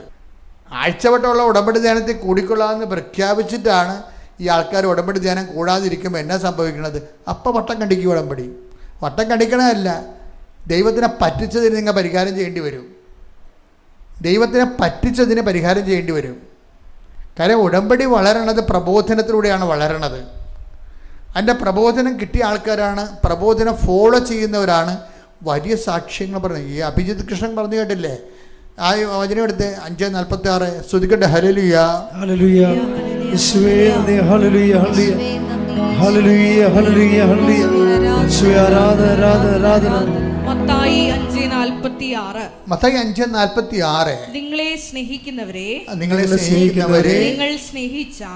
സ്നേഹിച്ചാൽ നിങ്ങൾക്ക് എന്ത് പ്രതിഫലമാണ് ലഭിക്കുക? ചുങ്കക്കാർ പോലും അത് തന്നെ ചെയ്യുന്നില്ലേ? സഹോദരങ്ങളെ മാത്രമേ നിങ്ങൾ അഭിവാദനം ചെയ്യുന്നുള്ളുവെങ്കിൽ വിശേഷവിധിയായി എന്താണ് നിങ്ങൾ ചെയ്യുന്നത്? എന്താ വിഷയം എന്നാണ് കേട്ടില്ലേ? എന്താണ് വിശേഷവിധിയായി നിങ്ങൾ എന്താണ് ചെയ്യുന്നത്? അപ്പം കർത്താവിൻ്റെ മൈൻഡ് സെറ്റിലുള്ള സംഭവം എന്താണ്? വിശേഷവിധിയാണ്. ഈ കൽപ്പിക്കപ്പെട്ടതെല്ലാം ചെയ്തു കഴിഞ്ഞാൽ അത് മെറിറ്റോറിയസ് അല്ലെന്ന് ഈശോ പറഞ്ഞിട്ടുണ്ട്. കൽപ്പിക്കപ്പെട്ടതെല്ലാം ചെയ്തതിന് ശേഷം ഞങ്ങൾ പ്രയോജനരഹിതന്മാരെ ദാസന്മാരാണ്, കടമ നിർവഹിക്കുക മാത്രമേ. ഈ കടമയുടെ അപ്പുറത്തേക്ക് പോണ സംഭവങ്ങൾ ഇപ്പം അതെടുത്ത് 17:10 എടുത്ത് ലുക്ക. ഇതുപോലെ തന്നെ നിങ്ങളും കൽപ്പിക്കപ്പെട്ടവയെല്ലാം ചെയ്തതിന് ശേഷം ഞങ്ങൾ പ്രയോജനമില്ലാത്ത ദാസന്മാരാണ് കടമ നിർവഹിച്ചതേയുള്ളൂ എന്ന് പറയുവേൻ. അപ്പൊ അങ്ങനെ ഒരു സ്റ്റാറ്റസ് ഉണ്ട്. നമ്മളെ ഇവിടുന്ന് പത്രം കൊടുക്കാൻ പറഞ്ഞു, നിങ്ങൾ പത്രം കൊടുത്തു. രോഗികളെ കാണാൻ പറഞ്ഞു, നിങ്ങൾക്ക് രോഗികളെ കണ്ടു. അപ്പോഴും വരുന്ന ചാലഞ്ച് എന്താ വെച്ചാൽ, ഉടമ്പടി വന്ന ചാലഞ്ച് എന്താ വെച്ചാൽ, വിശേഷവിധിയായി നിങ്ങൾ എന്താണ് ചെയ്യണത്? ഈ വിശേഷവിധിയായി ചെയ്യണത് തന്നെയാണ് ഈ അഭിജിത് കൃഷ്ണൻ ബസിലിക്കയിൽ പാടിയിരിക്കുന്നത്. പാടിയിട്ട് അവിടെയുള്ള ആൾക്കാരുടെ കർത്താവിനെ കുറിച്ച് സംസാരിക്കുന്നത് എന്തൊരു തീഷ്ണതയാണ് ശരിക്കും. പരിശുദ്ധാത്മാവ് നിറഞ്ഞ്, അതായത് ദൈവസ്നേഹത്തിൽ നിങ്ങൾ എന്താ വിഷയം? ചിലർ ഉടമ്പടിയിലാകുമ്പോൾ അവർ കടുത്ത ദൈവസ്നേഹത്തിലാകും. ഇപ്പം ഈ ഉടമ്പടിയിൽ എടുത്തതിന് ശേഷം ഇങ്ങനെ മോന്തം കയറ്റി പോണ കുറേ ജന്മങ്ങളില്ലേ, അതിങ്ങളൊക്കെ ശരിക്കും പറഞ്ഞാൽ ചീഞ്ഞ മടലിനെ അടിച്ചു ഓടിക്കേണ്ടതാണ് കൃപാസനത്തിൽ നിന്ന്. കാര്യം നമുക്ക് കാണുമ്പോൾ അറിയാൻ പറ്റും. ഉടമ്പടി ചെയ്തിട്ട് ഇറങ്ങിപ്പോകുമ്പോൾ ബസ് കിട്ടുക, വീട്ടിലെത്തുമ്പോൾ താമസിക്കുക എന്ന് പറഞ്ഞൊരു നിലയം പിടിച്ച് പോണ കാണാം. അതായത് എന്താ വിഷയത്തിൽ അവർ ശരിക്കും പിശാച് കൊണ്ടുവരുന്ന ആൾക്കാരാണ് അവർ. എന്താ കാരണം? They are not in covenant. അവരെന്താ വയറ്റിപ്പഴപ്പിന് വേണ്ടി ദൈവത്തിനെ വിരട്ടി ഉടമ്പടി എടുത്തിട്ട് അതിൽ നിന്ന് ഒപ്പിച്ചെടുക്കാൻ വേണ്ടി നടക്കുന്ന ആൾക്കാരാണ്. You should not do that. നിങ്ങളത് ചെയ്യരുത്. മറിച്ച് ഉടമ്പടി എടുക്കുമ്പോൾ തന്നെ നിങ്ങൾക്കറിയണം, ദൈവമായിട്ട് നമുക്ക് അർഹിക്കാത്തൊരു ബന്ധത്തിലേക്ക് വരികയും നമുക്കൊരു പറ്റിയ ബന്ധമല്ല. നിങ്ങൾക്കറിയാമല്ലോ, ഇപ്പോൾ ചില ആൾക്കാർ കല്യാണം കഴിക്കുക പറയുമ്പോൾ എനിക്ക് 10ാം ക്ലാസ്സേ ഉള്ളൂ, എൻ്റെ വൈഫിന് MA BEd ആണെന്ന് പറയും. എന്താ വെച്ചാൽ നമുക്ക് പറ്റിയൊരു ബന്ധമല്ല, നമുക്ക് പറ്റിയൊരു ബന്ധമല്ല. ഉടമ്പടിയിൽ നമ്മൾ ദൈവവുമായിട്ട് ഉടമ്പടി ചെയ്യുകയും നമുക്ക് പറ്റിയൊരു ബന്ധമല്ല ശരിക്കും പറഞ്ഞാൽ. പിന്നെ നമ്മളെന്താ ചെയ്യണത്? ആ ബന്ധം പറ്റിക്കാൻ വേണ്ടി പരമാവധി കഠിനാധ്വാനം ചെയ്യണം. ആ ബന്ധം പറ്റിക്കാൻ വേണ്ടി നമ്മൾ പരമാവധി കഠിനാധ്വാനം. അപ്പോൾ ദൈവത്തിന് നമ്മുടെ സത്യസന്ധത മനസ്സിലാക്കി. ഇപ്പോൾ ശ്രേയ എന്താ പറയണത്? എനിക്ക് പറ്റിയ പണിയല്ല ഉടമ്പടി, ഞാൻ 5:30 എഴുന്നേക്കത്തില്ല ഒരിക്കലും. 5:30 എഴുന്നേക്കണമെങ്കിൽ പ്രത്യക്ഷ പ്രാർത്ഥന ഞാൻ 5 മണിക്ക് എഴുന്നേക്കണ്ടേ? ഞാൻ 5 മണിക്ക് എഴുന്നേക്കത്തില്ല ഒരിക്കലും. ഇന്നുവരെ എഴുന്നേറ്റിട്ടില്ല. അപ്പോൾ എനിക്ക് പറ്റിയ പണിയല്ല ഇത്. പിന്നെ എന്താണ്? ഞാൻ ഡെയിലി പള്ളിയിൽ പോകത്തില്ല, ഞായറാഴ്ച മാത്രമേ പോകത്തുള്ളൂ. അപ്പോൾ അതെനിക്ക് പറ്റിയ പണിയല്ല. അപ്പോൾ അതുകൊണ്ട് ഞാൻ ഉടമ്പടി ഉടമ്പടി എടുക്കണില്ല എന്ന് പറഞ്ഞിരുന്നെങ്കിലും പരിശുദ്ധാത്മാവ് ഇവള് പറയും, നീ എടുക്കണതാണ് നല്ലത് നിനക്കെന്ന് പറയും. കാര്യം നമ്മളെ അനുഗ്രഹിക്കാൻ ദൈവം ആഗ്രഹിക്കുമ്പോഴാണ് നമ്മൾ ഉടമ്പടി എടുക്കാൻ പറയണത്. അത് നിങ്ങൾ ആ ബോധം നിങ്ങൾക്ക് ഉണ്ടാകണം. നമ്മളെ അനുഗ്രഹിക്കാൻ ദൈവം ആഗ്രഹിക്കുമ്പോഴാണ് നമ്മളോട് ഉടമ്പടി എടുക്കാൻ വേണ്ടി തോന്നിപ്പിക്കണത്. നിങ്ങൾക്കത് മനസ്സിലാവാത്ത കാരണം നിങ്ങൾ വേറെ എന്ത് ഭാരം എടുത്ത പോലെയാണ് പോണത്. അയ്യോ ഇത് തീർക്കാൻ പറ്റുമോ, ചെയ്യാൻ പറ്റുമോ, പൂർത്തിയാക്കുമോ? സാറേ അപ്പോൾ അമ്മ പറയും 90 ദിവസം വരെയല്ല ഉള്ളു മോളെന്ന് പറയും. ഭയങ്കര ആശ്വാസമായിപ്പോയി. ഇങ്ങനെയൊന്നുമല്ല ആശ്വസിപ്പിക്കേണ്ടത്. അത് കാര്യം അമ്മ ഇടിമോളെ നീ ഇതോടുകൂടി ദൈവമായിട്ട് ഐക്യപ്പെട്ട് ഒരു പുതിയ ജീവിതമല്ലേ, അപ്പോൾ ദൈവം തന്നെ നിന്നെ അതിനെ ഹെൽപ്പ് ചെയ്യും. അപ്പോൾ ശ്രേയ കുറച്ച് കഴിഞ്ഞപ്പോൾ അമ്മ ശ്രേയോട് പറഞ്ഞ്, മോളെ MNCയിലൊക്കെ പോകണമെങ്കിൽ നീ ഉടമ്പടി എടുക്കേണ്ടി വരുമെന്ന് പറഞ്ഞു. MNC എന്ന് പറയുന്നത് മൾട്ടിനാഷണൽ കമ്പനിയുടെ ആണ് അവൾ ജോലി, BTech ആണ് അവൾ. അപ്പം മൾട്ടിനാഷണൽ കമ്പനി ഇൻ്റർവ്യൂ ചെയ്യണം.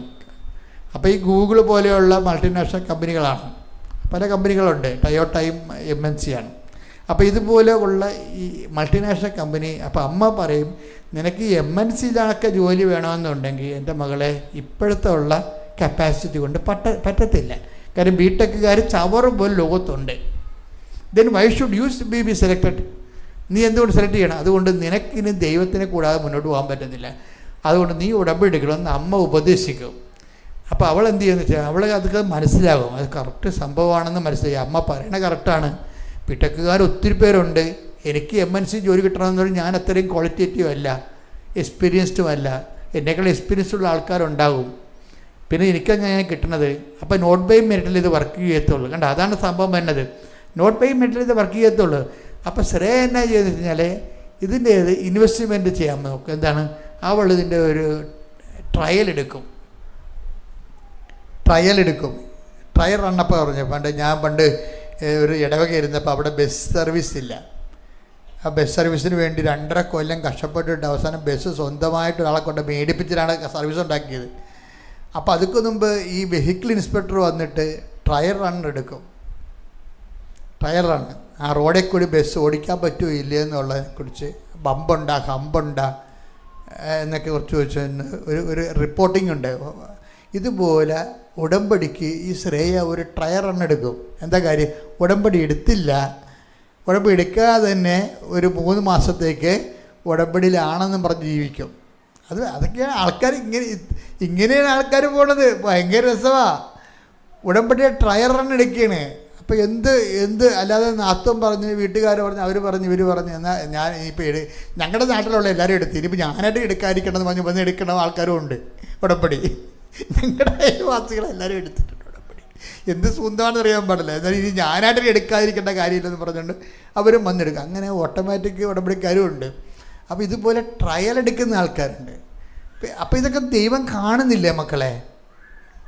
നമ്മുടെ സത്യസന്ധത ദൈവം കാണുന്നുണ്ട്, അതാണ് വിഷയം. ശ്രേയ 3 മാസം ഡെയിലി ഉടമ്പടി എടുക്കാതെ തന്നെ പള്ളിയിൽ പോയി നോക്കി, ഇത് ബുക്കോ ഇല്ല എന്നറിയാൻ വേണ്ടി. 3 മാസത്തോളം 5 മണിക്ക് എഴുന്നേക്കാൻ നോക്കി. എന്നിട്ട് അതെല്ലാം മാസ്റ്ററിയായി, അതെല്ലാം തനിക്ക് പറ്റുമെന്ന രീതിയിൽ അതിനെ കീഴടക്കി. അപ്പോൾ അതെല്ലാം കഴിഞ്ഞ് തനിക്കിത് ഓക്കെ ആവുമെന്ന് കണ്ടപ്പോൾ ഇവൾ വന്ന് ഉടമ്പടി എടുത്ത്. ഇങ്ങനെയൊക്കെ ഉടമ്പടി എടുക്കുമ്പോഴാണ് ഗുണമെന്ന് പറയണത്. ദൈവത്തിന് ഞാൻ ദൈവമായിട്ട് എത്രയോ വർഷങ്ങളായി ജീവിക്കണതാണ്. അപ്പോൾ എനിക്ക് മനസ്സിലായൊരു കാര്യം, സത്യമായിരിക്കണം മക്കളെ, സത്യമായിരിക്കണം. കാര്യം ദൈവത്തിന് ചില കമ്പ്യൂട്ടർ പോലെയാണ്. ഇപ്പോൾ 10 തരം കമ്പ്യൂട്ടറൊക്കെ ഇല്ലേ, എന്നുവെച്ചാൽ അവർക്ക് ചെറിയ എറർ വന്നു കഴിഞ്ഞാൽ അപ്പോൾ ഇത് ഓട്ടോമാറ്റിക് ഷട്ട് ഡൗൺ ആകും. അപ്പോൾ അതൊക്കെ മനസ്സിലാകും, ഇത് എററാണ് വന്നിരിക്കണമെന്ന് മനസ്സിലാകും. അടിച്ചു കയറ്റിക്കുന്ന എററാണ്, കമ്പ്യൂട്ടർ അത് അക്സെപ്റ്റ് ചെയ്യത്തില്ല എറർ. അതുപോലെ തന്നെയാണ് ദൈവവും, സത്യകേടായിട്ടൊരു സാധനം അക്സെപ്റ്റ് ചെയ്യത്തില്ല. ഈശോ തന്നെ വന്നപ്പോൾ വെളിപ്പെടുത്തിയപ്പോൾ ഒരു കാര്യം എന്താ പറഞ്ഞത്, ഐ ആം ദ ട്രൂത്ത്. അതാണ് എനിക്ക് ഭയങ്കര ഇഷ്ടമാണ് ആ വചനം. എന്താണ്, ഞാൻ സത്യമാണെന്ന്, ഐ ആം ദ ട്രൂത്ത്. ഇത് നമ്മളെ കേൾക്കുന്നവന് ഇതിനെക്കുറിച്ചൊരു ബോധം ഉണ്ടാകണം. ഇത് ഇത്തിരി കള്ളത്തരം കാണിച്ചാൽ അപ്പം തന്നെ ഷട്ട് ഡൗൺ ആവും ഈ സംഭവം. ഒന്ന് പ്രാർത്ഥിച്ച മക്കളെ, കർത്താവായ ദൈവമേ, അങ്ങയെ വേണ്ട വിധം അറിയാതിരുന്ന കാലത്ത് എന്റെ കയ്യിൽ നിന്ന് സത്യകേടായിട്ടുള്ള കാര്യങ്ങൾ വന്നു പോയിട്ടുണ്ട്. കർത്താവേ, സത്യത്തിലും വിശുദ്ധിയിലും ജീവിക്കാൻ നിന്റെ കൃപയാൽ എന്നെ അഭിഷേകം ചെയ്യണമേ. സത്യത്തിലും വിശുദ്ധിയിലും സംസാരിക്കാൻ നിന്റെ കൃപയാൽ എന്നെ അഭിഷേകം ചെയ്യണമേ. ശ്രുതിക്കട്ടെ, ഹല്ലേലൂയ, ഹല്ലേലൂയ, ഹല്ലേലൂയ, ഹല്ലേലൂയ. യേശുവേ നന്ദി, ഹല്ലേലൂയ, ഹല്ലേലൂയ.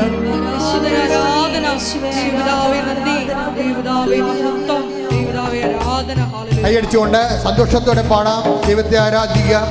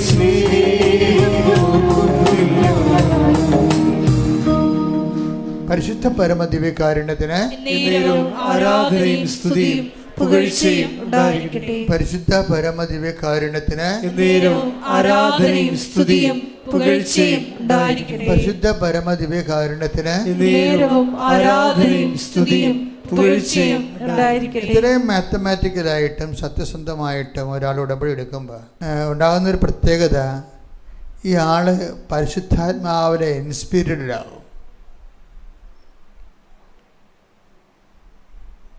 ദൈവം നമ്മൾ ചോദിക്കുന്നതിന് കൃത്യമായ മറുപടി പറയും. അതാണ് നമ്മൾ ഉടമ്പടി സത്യസന്ധരാണെന്ന് കണ്ടാൽ പിന്നെ നമുക്ക് ദൈവത്തോട് എന്തും ചോദിക്കാം. കർത്താവ് അങ്ങനെ ഒരു വാക്ക് പറയുന്നുണ്ടല്ലോ, എന്തും ചോദിക്കാവുന്ന.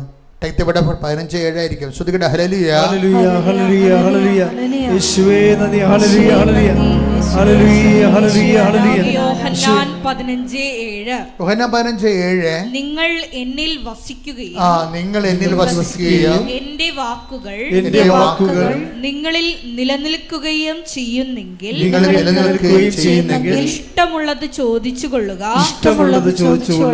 നിങ്ങൾക്ക് ലഭിക്കും. അപ്പൊ ഇത് കർത്താവിന്റെ വാഗ്ദാനമാണിത്. എന്താണ്? എൻ്റെ വാക്ക് നിങ്ങൾ നിലനിന്നാൽ എന്താണ്? നിങ്ങൾക്ക് ഇഷ്ടമുള്ളത് ചോദിക്കാം, നിങ്ങൾക്കത് ലഭിക്കും. ഈശോയാണ് പറഞ്ഞത്, സത്യമായ ഈശോയാണ് പറഞ്ഞിരിക്കുന്നത്. അതുകൊണ്ട് തീർച്ചയായിട്ടും അത് സത്യമാണത്. അപ്പോൾ ശ്രേയ എന്താ ഇഷ്ടമുള്ള എന്നോട് ചോദിച്ചു ഒരു കാര്യം. ആൾക്കാരെ വന്നപ്പോൾ അവൾ MNC 2 ആപ്ലിക്കേഷൻ വിട്ടിട്ട് എന്നോട് ചോദിച്ചു.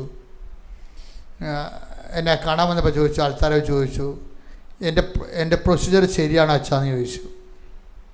എൻ്റെ പ്രൊസീജിയർ എന്ന് വെച്ചാൽ ഞാൻ മുന്നോട്ട് പോകുന്നത് എൻ്റെ ഈ ഓപ്ഷൻസ് ശരിയാണോ എന്ന് ചോദിച്ചു. കാര്യം ഞാൻ ഈ കമ്പനി കൊടുത്താൽ എനിക്ക് കിട്ടുമോ എന്നാണ് ചോദിക്കണം. എൻ്റെ അർത്ഥം ഇതൊരു അമേരിക്കൻ കമ്പനിയാണെന്ന് തോന്നുന്നത്. അപ്പോൾ അതിനേക്കാൾ ഇവരെക്കാൾ എക്സ്പീരിയൻസ് ആയിട്ടുള്ളതും ആ കമ്പനി വർക്ക് ചെയ്യുന്നതായിട്ടുള്ളവരും എക്സ്പീരിയൻസ് ഉള്ളവരും അതിൻ്റെ ഇവർ തസ്തികയിലേക്ക് അപേക്ഷ വെച്ചിട്ടുണ്ട്. അപ്പം അതുകൊണ്ടാണ് ഇവരാണെങ്കിൽ BTech ഫ്രഷ് ഹാൻഡാണ്.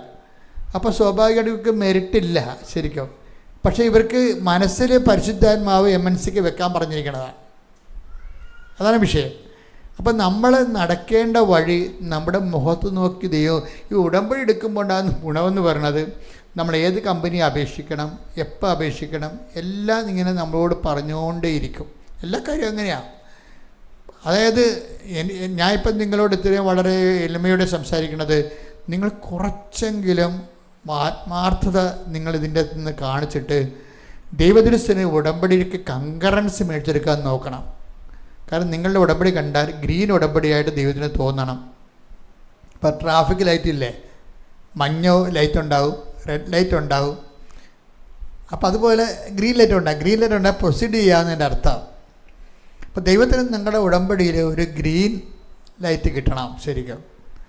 അതിനെന്താ ചെയ്യേണ്ടതെന്ന് വെച്ച് കഴിഞ്ഞാൽ, നമ്മൾ ചെയ്യുമ്പോൾ ഇപ്പം ദൈവ ചിന്തയോടുകൂടി വേണം. ദൈവം നമ്മുടെ കൂടെയുണ്ട്, അമ്മ നമ്മുടെ കുടുംബത്തിൽ താമസിക്കുകയാണ് എന്നുള്ള ബോധത്തിൽ വേണം ഈ വിഷയങ്ങളെല്ലാം മൂവ് ചെയ്യാൻ. അപ്പം എന്ത് വിഷയം എന്ന് വെച്ചാൽ ഇവരങ്ങനെ അവർ ആ രീതിയിൽ ഇപ്പോൾ ഇവർ എന്താ ചെയ്തിരിക്കണത്, ഉടമ്പടിക്ക് മുമ്പ് തന്നെ അവർ ട്രയൽ ഉടമ്പടി എടുത്ത് അത് തനിക്ക് മാസ്റ്റർ ചെയ്യാൻ പറ്റുമെന്ന് മനസ്സിലാക്കിയിട്ട് ആണ് അവർ വന്ന് ഉടമ്പടി എടുത്തിരിക്കുന്നത്. അപ്പോൾ ഈ വിഷയത്തിൽ ഇനി മുന്നോട്ട് പോകാൻ അവർ തീരുമാനിച്ചിരിക്കുകയാണ്. അത് ദൈവത്തിന് മനസ്സിലായെന്ന ഏറ്റവും വലിയ രസം. അവർ സത്യസന്ധമായിട്ടാണ് ഈ വിഷയത്തിൽ ഇടപെട്ടിരിക്കുന്നത്, ദൈവത്തിന് മനസ്സിലായി. അപ്പോൾ ഇവിടെ എന്നോട് ചോദിച്ച് ഞാൻ ഇങ്ങനെ MNC ആപ്ലിക്കേഷൻസ് വെച്ചിട്ടുണ്ട്, ഓക്കെയാണോ അച്ഛാന്ന് ചോദിക്കും. ഇപ്പോൾ ഞാൻ പറഞ്ഞു ഞാൻ ഇപ്പം പറയാമെന്ന് പറയും. എല്ലാവരോടും ഞാൻ അങ്ങനെ പറയത്തില്ല ഇപ്പം പറയാമെന്ന്, നമുക്ക് തോന്നത്തില്ല. അപ്പം ഈ പ്രാർത്ഥന കഴിയട്ടെ, ഈ 90 ദിവസം കഴിയട്ടെ, നമുക്ക് നീ മെസ്സേജ് ആദ്യമേ നീ വരുമ്പോൾ എന്നോട് പറയണം, മെസ്സേജ് വേണമെന്ന് പറയണമെന്ന് പറയും. ചിലരോട് അങ്ങനെയാണ് പറയണത്. ഞാൻ പറഞ്ഞു ഇവരോട് പറഞ്ഞു ഇപ്പം പറയാമെന്ന് പറഞ്ഞു. എനിക്ക് കൊച്ചിനെ അറിയത്തില്ല, പേരും അറിയത്തില്ല, ഇപ്പോഴല്ലേ ഈ സാക്ഷിയൊക്കെ പറയണത്. അപ്പോൾ ഞാൻ അപ്പം അന്ന് കണ്ടപ്പോൾ പറഞ്ഞു ഇപ്പം പറയാമെന്ന് പറഞ്ഞു. കാര്യം വെച്ചാൽ ആ ആളെ ദൈവത്തിനറിയാം. അതുകൊണ്ട് എന്നോട് പറഞ്ഞിട്ടുണ്ട് ആൾ ഗ്രീൻ ചാനലിൽ പോവുകയാണ് ഉടമ്പടിയുടെ, അതുകൊണ്ട് സംസാരിക്കാൻ സാധ്യതയുണ്ട്. അപ്പം ഞാൻ ഉടനെ വന്ന് അമ്മയെടുത്ത് തലവെച്ച് അടിഹറി ചെയ്തു. അതിനുശേഷം മധ്യസ്ഥം വഹിച്ച ഈശോൻ്റെ അടുത്ത് പോയി കാലേ വീണ് എല്ലാം സമർപ്പിച്ചതിന് ശേഷം അപ്പം എൻ്റെ മനസ്സിൽ ഈശോ ഒരു നമ്പർ തന്നു.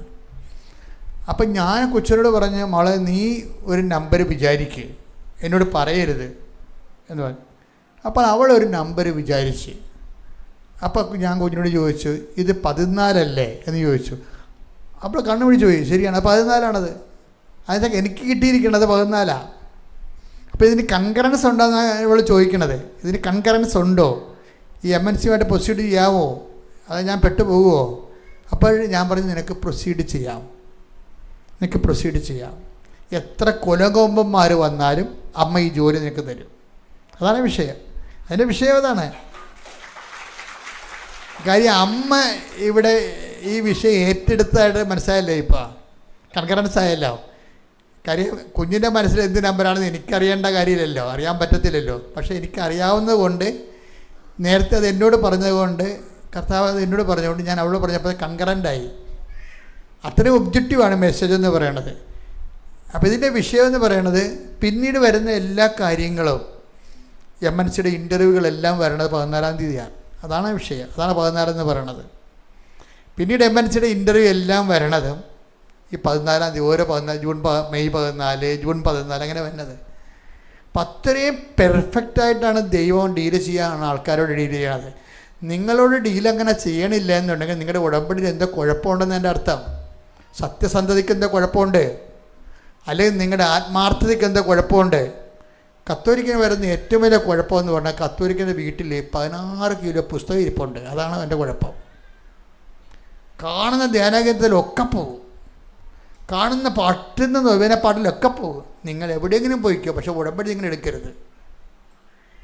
That is my stand. നിങ്ങൾക്ക് പറ്റിയിരിക്കുന്ന അബദ്ധം എന്ന് പറയണത് നിങ്ങൾ കാണുന്ന നൊവേനക്ക് മുഴുവൻ പോകും, കാണുന്ന ധ്യാനകേന്ദ്രങ്ങളെല്ലാം പോകും. ഞാൻ പറഞ്ഞു നിങ്ങൾ പോകണം. കാര്യം ഞങ്ങൾ അവിടെ എല്ലാം നടക്കുന്ന ശുശ്രൂഷ, ദൈവ ശുശ്രൂഷ തന്നെ നടക്കണത്. പക്ഷേ നിങ്ങൾ ഉടമ്പടി എടുക്കരുത്. Should not do it. കാര്യം ഉടമ്പടി എടുത്താൽ അത് വേറെ റിലേഷനാണ്. അതിങ്ങനെ ധ്യാനം കേൾക്കുന്ന പോലെയും രോഗശാന്തി പ്രാർത്ഥന കൂടുന്ന പോലെയും അല്ല. It's a way of life. അത് ദൈവവുമായിട്ടുള്ള നിലപാട്, നമ്മുടെ സമീപനം ഒക്കെ എല്ലാം കവനന്റ് ബേസാണ്. അതുകൊണ്ട് ചില ആൾക്കാർക്ക്, ബുദ്ധിയുള്ളവർക്ക് ഇത് മനസ്സിലാവും, ഇത് കവനന്റ് ബേസാണ് പോണത്. അപ്പം ഈ വിഷയങ്ങൾക്കെല്ലാം ദൈവത്തിന് പദ്ധതിയുണ്ട്. So I should wait. പരിശുദ്ധാത്മാവ് നിരന്തരം നമ്മളോട് പറയും. പിന്നെ സഞ്ചാരി മാതാവ് സമയത്തിൻ്റെ അധികാരി. അവർ നിങ്ങളുടെ ജീവിതത്തിൽ നിങ്ങൾക്കൊരു തകർച്ച, നിങ്ങളുടെ എടുക്കുന്ന തീരുമാനത്തിൽ ഒരു തകർച്ച വരാനും പറ്റുകയാണെങ്കിൽ അമ്മ സമ്മതിക്കത്തില്ല. കാര്യം എന്താ, അമ്മ നിങ്ങളുടെ കുടുംബാംഗം പോലെ വീട്ടിൽ ജീവിക്കല്ലേ. അപ്പോൾ ആ കുടുംബം തകരാൻ ദൈവം അനുവദിക്കുക. ഈ റോജൻ തന്നെ കാണിച്ചിരിക്കണത് എന്താ, റോജൻ്റെ ബിസിനസ്സൊക്കെ കുറച്ച് ഫ്ലറിഷ് ചെയ്തപ്പോൾ റോജനും വൈഫും അമ്മയും കൂടിയൊക്കെ വിചാരിച്ച് നമുക്കൊരു വീട്, നമ്മുടെ പഴയ വീടല്ലേ, നമുക്കൊരു വീട് വാങ്ങിക്കാമെന്ന് പറഞ്ഞു. ഒരു വീട് വാങ്ങിക്കാമെന്ന് പറഞ്ഞു. അപ്പോൾ വീട് വാങ്ങിക്കാമെന്ന് പറഞ്ഞു കഴിഞ്ഞപ്പോൾ ഇവർ ഒരു കൊല്ലം മുഴുവനും വീട് ചെയ്യാനുള്ള വീടിൻ്റെ സ്കെച്ചും പ്ലാനും ഉണ്ടാക്കി, എൻജിനീയറെ കണ്ടു, അതിന് മുനിസിപ്പാലിറ്റി പോയി കൺകറൻസ് മേടിച്ചു, അവർ മുന്നോട്ട് പോകാൻ പറഞ്ഞു. പക്ഷേ എന്തോ ഒരു കുഴപ്പം. റോജിന് പൈസ ഉണ്ട്, പ്ലാൻ പാസ്സായി, നഗരസഭ അംഗീകരിച്ചു, പക്ഷേ അമ്മ മുന്നോട്ട് പോകാൻ പച്ചക്കൊടി കാണിക്കണില്ല. അതാണ് വിഷയം. അത് അമ്മ ഉണ്ടെങ്കിൽ നീ തകരാൻ അനുവദിക്കത്തില്ല ഒരിക്കലും. ഒരു കൊല്ലം കഴിഞ്ഞപ്പോൾ റോജിന് മനസ്സിലായി ഇത്രയും ലക്ഷക്കണക്കിന് രൂപ ബിസിനസ്സിൽ നിന്ന് എടുത്ത് മറിച്ചാൽ ബിസിനസ് നാളെ ഡൗൺ ആകും. കാര്യം ബിസിനസ്സുകാർക്കുണ്ടാകുന്ന പ്രശ്നത്തിൽ അവർക്ക് ലിക്വിഡ് എമൗണ്ട് എപ്പോഴും അവിടെ കയ്യിലുണ്ടാകണം.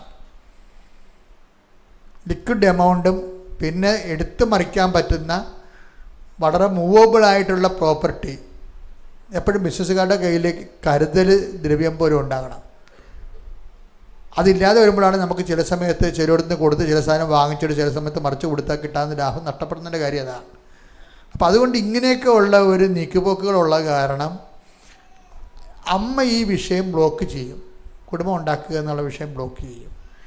അതുപോലെ നിൻ്റെ ഇത്രയും പണം, ലക്ഷക്കണക്കിന് രൂപയുടെ പണമാണ് എടുത്ത് പുതിയ ഇൻവെസ്റ്റ്മെൻറ്റ് വരുമ്പോൾ അത് ഡെഡ് മണി ആയിട്ട് പോവുകയാണ്. ഇത് ബ്ലോക്ക് ചെയ്യും. ബ്ലോക്ക് ചെയ്ത് വെച്ചും ഇവരെല്ലാവരും കൂടി ഇരുന്ന് അമ്മയും ഭാര്യയും പല വീടുകളും പോയി കണ്ട് ഇവർക്ക് ഒക്കണില്ല. അമ്മയും ഭാര്യയും അവസാനം തോറ്റ് തന്നത്തായിരുന്ന് പ്രാർത്ഥിക്കുമ്പോൾ അവർ മൂന്നുപേരും കൂടി ഇരുന്ന്, അതാണ് ഈ മൂന്നുപേരും കൂടി ഉടമ്പടിക്കാനുള്ള ഗുണം അതാണ്. അവർ മൂന്നുപേരും കൂടി ഇരുന്ന് പ്രാർത്ഥിക്കുമ്പോൾ അമ്മ പറയും നിങ്ങളുടെ ഈ വീട് തന്നെ പൊളിച്ച് അതിനെ മോഡിഫൈ ചെയ്താൽ മതി, വേറെ പ്രശ്നമൊന്നും ഇല്ലെന്ന് പറയും. ഇതോടുകൂടി അതാണ് ഈ റോജൻ പറയണതേ, എൻ്റെ തോട്ട് പ്രോസസ്സ് തന്നെ മാറിപ്പോയെന്ന്, ഞാൻ ചിന്തിക്കണ വിധം തന്നെ മാറിപ്പോയെന്ന്. അമ്മ ഇതെല്ലാം ഇങ്ങനെ എല്ലാ കാര്യത്തിലും ഇടപെടുകയും എല്ലാം കൃത്യമായിട്ട് ചേഞ്ച് ചെയ്ത് കറക്റ്റ് പൊസിഷനിൽ കൊണ്ടുവെക്കുകയും ചെയ്യും. എന്നിട്ട് ഈ വീട് വെക്കാൻ നേരത്ത് ഈ വീട് മോഡിഫൈ ചെയ്തതിന് ശേഷം ഈ വീട് ചില മുറികൾ മാറ്റി ചിലത് ആഡ് ചെയ്ത് ഇതിൻ്റെ ഷേപ്പ് മാറ്റി എക്സ്ട്രാ എക്സ്റ്റൻഷൻ എടുത്തൊക്കെ വരുമ്പോൾ അതായത് ഇവർ വെക്കാൻ പോയ വീടിനേക്കാളും അതിമനോഹരമായൊരു വീട്. അതായത് എപ്പോഴും നമ്മൾ ശ്രദ്ധിക്കേണ്ട ഒരു വിഷയം വെച്ചാൽ അതായത് ഒരു 50 ലക്ഷം രൂപയുടെ ലാഭമെങ്കിലും ഉണ്ട്. 50 ലക്ഷം പുതിയ സംവിധാനത്തിന് 50 ലക്ഷം രൂപയുടെ ലാഭമുണ്ട് ഇതിൻ്റെ അകത്ത്. ഈ ലാഭം വന്ന വഴികളല്ലേ ദൈവം നമ്മുടെ ചില കാര്യങ്ങൾ നമ്മുടെ ആക്രാന്തം കൊണ്ടും നാട്ടുകാർ പറഞ്ഞ കൊണ്ടും കൂട്ടുകാർ സമ്മർദ്ദം ചെയ്യുന്നത് കൊണ്ടും നമ്മൾ ഓരോ സ്ഥലത്ത് പോയി തലവെച്ച് കൊടുക്കും. എന്നിട്ട് നമുക്ക് ലക്ഷക്കണക്കിന് രൂപ നഷ്ടം ഉണ്ടാകും. പക്ഷേ അതേസമയം തന്നെ നമ്മൾ ചിലപ്പോൾ ദൈവത്തിന് വേണ്ടി ദൈവത്തിൻ്റെ വചനം കേട്ടിട്ട് ലാഭങ്ങൾ കുറച്ച്, ചില ആൾക്കാർ ലാഭങ്ങൾ കുറക്കും. ലാഭം കുറക്കുമ്പോൾ എന്ത് പറ്റും? കള്ളത്തരം കുറയും. ബിസിനസ്സുകാരൻ ലാഭമാണല്ലോ അവന് കള്ളത്തരെല്ലാം ഉണ്ടാക്കാൻ കാര്യം. അപ്പം ലാഭം കുറച്ച് കഴിയുമ്പോൾ അവൻ്റെ കള്ളത്തരം കുറയും. അപ്പം ദൈവം എന്തു ചെയ്യും? ദൈവം മറുപുറകെ കൂടി അവന് കിട്ടാനുള്ള കാശ് കൊടുക്കും. അവനെ സന്ധിക്കും ദൈവം. ഇപ്പം ഈ 50 ലക്ഷം രൂപ പോകേണ്ടതല്ലേ? എന്തൊരു സന്തോഷമാണ് അവർ ആ വീട്ടിൽ കയറി താമസിക്കണത്. അപ്പോൾ നല്ല വീടും കിട്ടി, പുതിയ വീട് പോലെ ഇരിക്കണേ, 50 ലക്ഷം രൂപ ലാഭവും. അപ്പോൾ എന്താ വിഷയം എന്ന് വെച്ചാൽ നമ്മൾ എപ്പോഴും ചെയ്യേണ്ടത് എല്ലാം മോണിറ്റർ ചെയ്യേണ്ടത് ഉടമ്പടി വരുമ്പോൾ എല്ലാം ദൈവത്തിൻ്റെ ഒരു രീതി കൊണ്ടുവന്ന് വെക്കണം. ദൈവത്തിൻ്റെ രീതിയിൽ അല്ല നിങ്ങൾ ചെയ്യണത് ജീവിതം. നിങ്ങൾ പല ആൾക്കാരും ഉടമ്പടിയും ജീവിതവുമായിട്ട് ഒരിക്കലും കണക്ട് ചെയ്യുന്നില്ല. എന്നിട്ട് ചുമ്മാ പ്രത്യക്ഷീണ പ്രാർത്ഥനയും ചൊല്ലി ജപ്തി മാറാൻ വേണ്ടി പ്രാർത്ഥിച്ചുകൊണ്ടിരിക്കുകയാണ്. പ്രത്യക്ഷീണ പ്രാർത്ഥന ചൊല്ലി കല്യാണം കഴിക്കാൻ വേണ്ടി പ്രാർത്ഥിച്ചുകൊണ്ടിരിക്കുകയാണ്. That is nonsense, utter nonsense. നിങ്ങൾ എന്താ ചെയ്യേണ്ടതെന്ന് വെച്ചാൽ ഇത് അങ്ങനെ ഒരു സംഭവം അല്ല ഇത്. അത് നിങ്ങളിപ്പം നൊവേനയും തീർത്ഥയാത്രയൊക്കെ നടത്തും. ചില ആൾക്കാർ തീർത്ഥയാത്രയൊക്കെ ആർക്ക് വേണം നടത്താം, ഒരു പ്രശ്നമൊന്നുമില്ല, അത് എപ്പോൾ വേണമെങ്കിൽ നടത്താം. പക്ഷെ നിങ്ങളെപ്പോഴും തീർത്ഥയാത്ര നടത്തുമ്പോഴും ആ ഉടമ്പടി ബ്രേക്ക് ചെയ്യരുത്.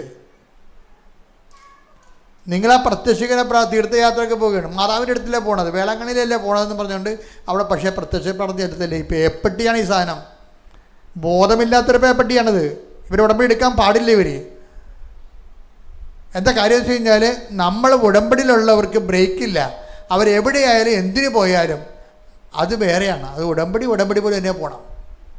അപ്പം ചില ആൾക്കാർക്ക് നല്ല കാർക്കശ്യമായിട്ടേ അവർ ചെയ്യത്തുള്ളൂ. ഉടമ്പടികളെല്ലാം കർക്കശമായിട്ട് ചെയ്യത്തുള്ളൂ.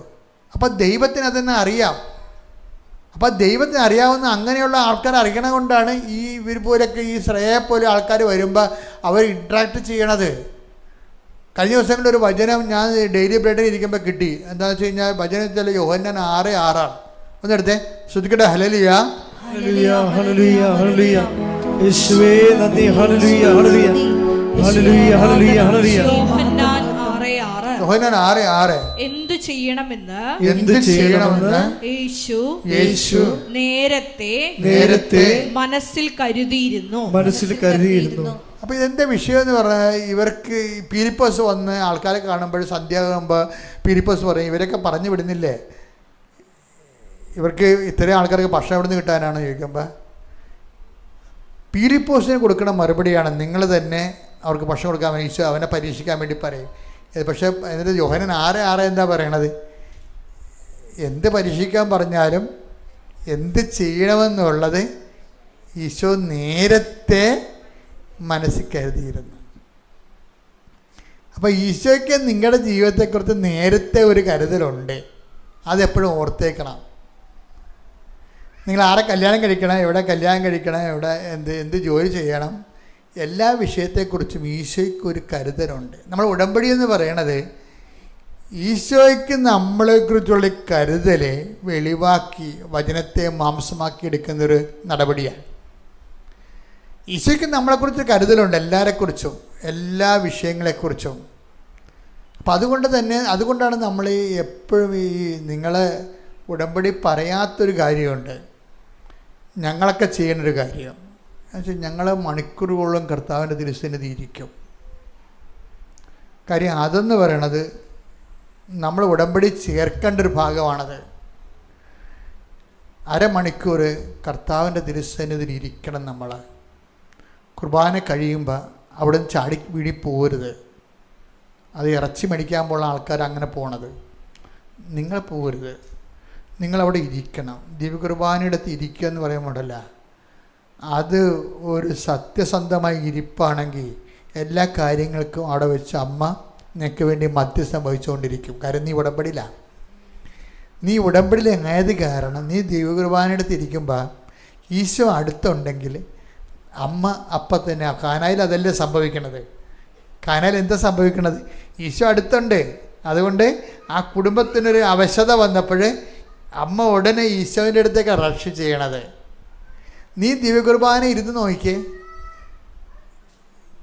അങ്ങനെ ഇരുന്ന് കഴിയുമ്പോൾ അമ്മ നിനക്ക് വേണ്ടി ഉടനെ മധ്യസ്ഥം വഹിക്കും. പ്രാർത്ഥിക്കുക, കർത്താവേ ദിവ്യകുർബാനയിൽ വരുമ്പോൾ നിന്റെ കൂടെ ഇരിക്കാൻ അമ്മയുടെ മധ്യസ്ഥത്തിന് ഏറ്റവും യോഗ്യമായ ഈ സമയം തിരിച്ചറിഞ്ഞുകൊണ്ട് ദിവ്യകുർബാനയെ സന്ദർശിച്ച് ആരാധിക്കുവാൻ എനിക്ക് പ്രത്യേക അഭിഷേകം നൽകണമേ. ശ്രദ്ധിക്കട്ടെ.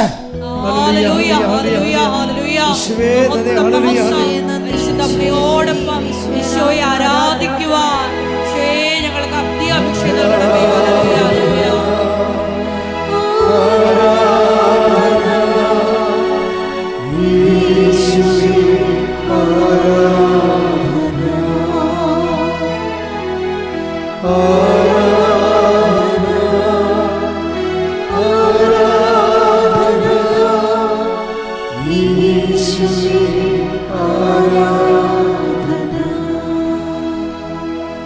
മക്കളെ, ഇതൊരു അനോയിൻറ്റിങ് ആണ് കേട്ടോ.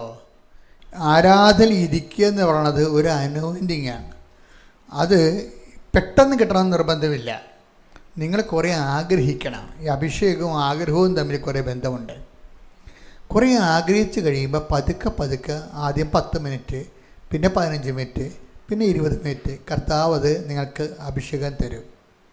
അല്ലെങ്കിൽ നിങ്ങൾക്ക് അവിടുത്തെ പെട്ടെന്ന് പോരാൻ തോന്നും. അതിപ്പോൾ നിങ്ങൾ പേടിക്കേണ്ട കാര്യമൊന്നുമില്ല. ആരംഭക്കാർക്ക് മാത്രമേ ഇത്തിരി പ്രശ്നമുള്ളൂ. ആരംഭക്കാർക്ക് ഇത്തിരി പ്രശ്നം ഉണ്ടാകും. അപ്പോൾ അതുകൊണ്ട് നിങ്ങൾ വിഷമിക്കേണ്ട. നിങ്ങളൊന്ന് പ്രാർത്ഥിച്ചാൽ മതി, കർത്താവേ എനിക്കൊരു അരമണിക്കൂർ നിൻ്റെ തിരുസന്നിധിയിൽ ഇരിക്കാൻ എന്നെ സഹായിക്കണേ. എന്തിൻ്റെ ഗുണമെന്ന് വെച്ച് കഴിഞ്ഞാൽ, ഒന്നാമത്തേൽ നമ്മൾ ചുമന്നുകൊണ്ട് നടക്കുന്ന ഭാരം മൊത്തം കർത്താവ് ഏറ്റെടുക്കും. ആവശ്യമില്ലാത്ത ചിന്തിപ്പിക്കത്തില്ല, നമ്മളെ കൊണ്ട് ആവശ്യമില്ലാത്ത ചെയ്യിക്കത്തില്ല. കറക്റ്റായിട്ടുള്ള സ്ഥലത്ത് മാത്രമേ നമ്മൾ ഇൻവെസ്റ്റ് കാര്യങ്ങൾ ചെയ്യത്തുള്ളൂ. അല്ലെങ്കിൽ നമ്മൾ പലയിടത്തും പല കാര്യങ്ങൾ ചെയ്ത് പരക്കം പാഞ്ഞ് സമയവും പോയി ഇങ്ങനെ കഷ്ടപ്പെടുന്നില്ല. ആൾക്കാരും എന്തുമാത്രം സമയമാണ് വേസ്റ്റ് ചെയ്യണത്. അപ്പം അങ്ങനെ വേസ്റ്റ് ചെയ്യരുത്. കർത്താവിൻ്റെ അടുത്ത് ഇരിക്കുമ്പോഴാകുന്ന ഗുണമെന്ന് വെച്ച് കഴിഞ്ഞാൽ ടൈം മാനേജ്മെൻറ്റ് ഭയങ്കരമായിരിക്കും. അത് പ്രോപ്പർ ടൈമിലും പ്രോപ്പർ പ്ലേസിനും പ്രോപ്പർ ടൈമിലൊക്കെ നമ്മളെ കർത്താവ് സെറ്റ് ചെയ്തെടുക്കുക വരും. അപ്പം അതൊരു വലിയൊരു അനുഗ്രഹമാണ് ശരിക്കും പറഞ്ഞാൽ.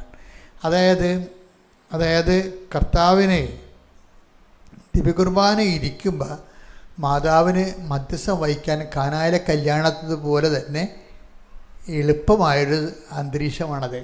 അതാണ് ഞാൻ ദിവ്യകുർബാനയെ പ്രൊമോട്ട് ചെയ്യാൻ കാരണം. അതാണ് മാതാവിന് നിങ്ങൾക്ക് വേണ്ടി മധ്യസ്ഥം വഹിക്കണമെന്ന് തോന്നണമെങ്കിൽ നിങ്ങൾ ദിവ്യകുർബാന ഇരിക്കുമ്പോൾ പെട്ടെന്നായിരിക്കും ആ സംഭവത്തിന് തീരുമാനം വരാൻ പോണത്.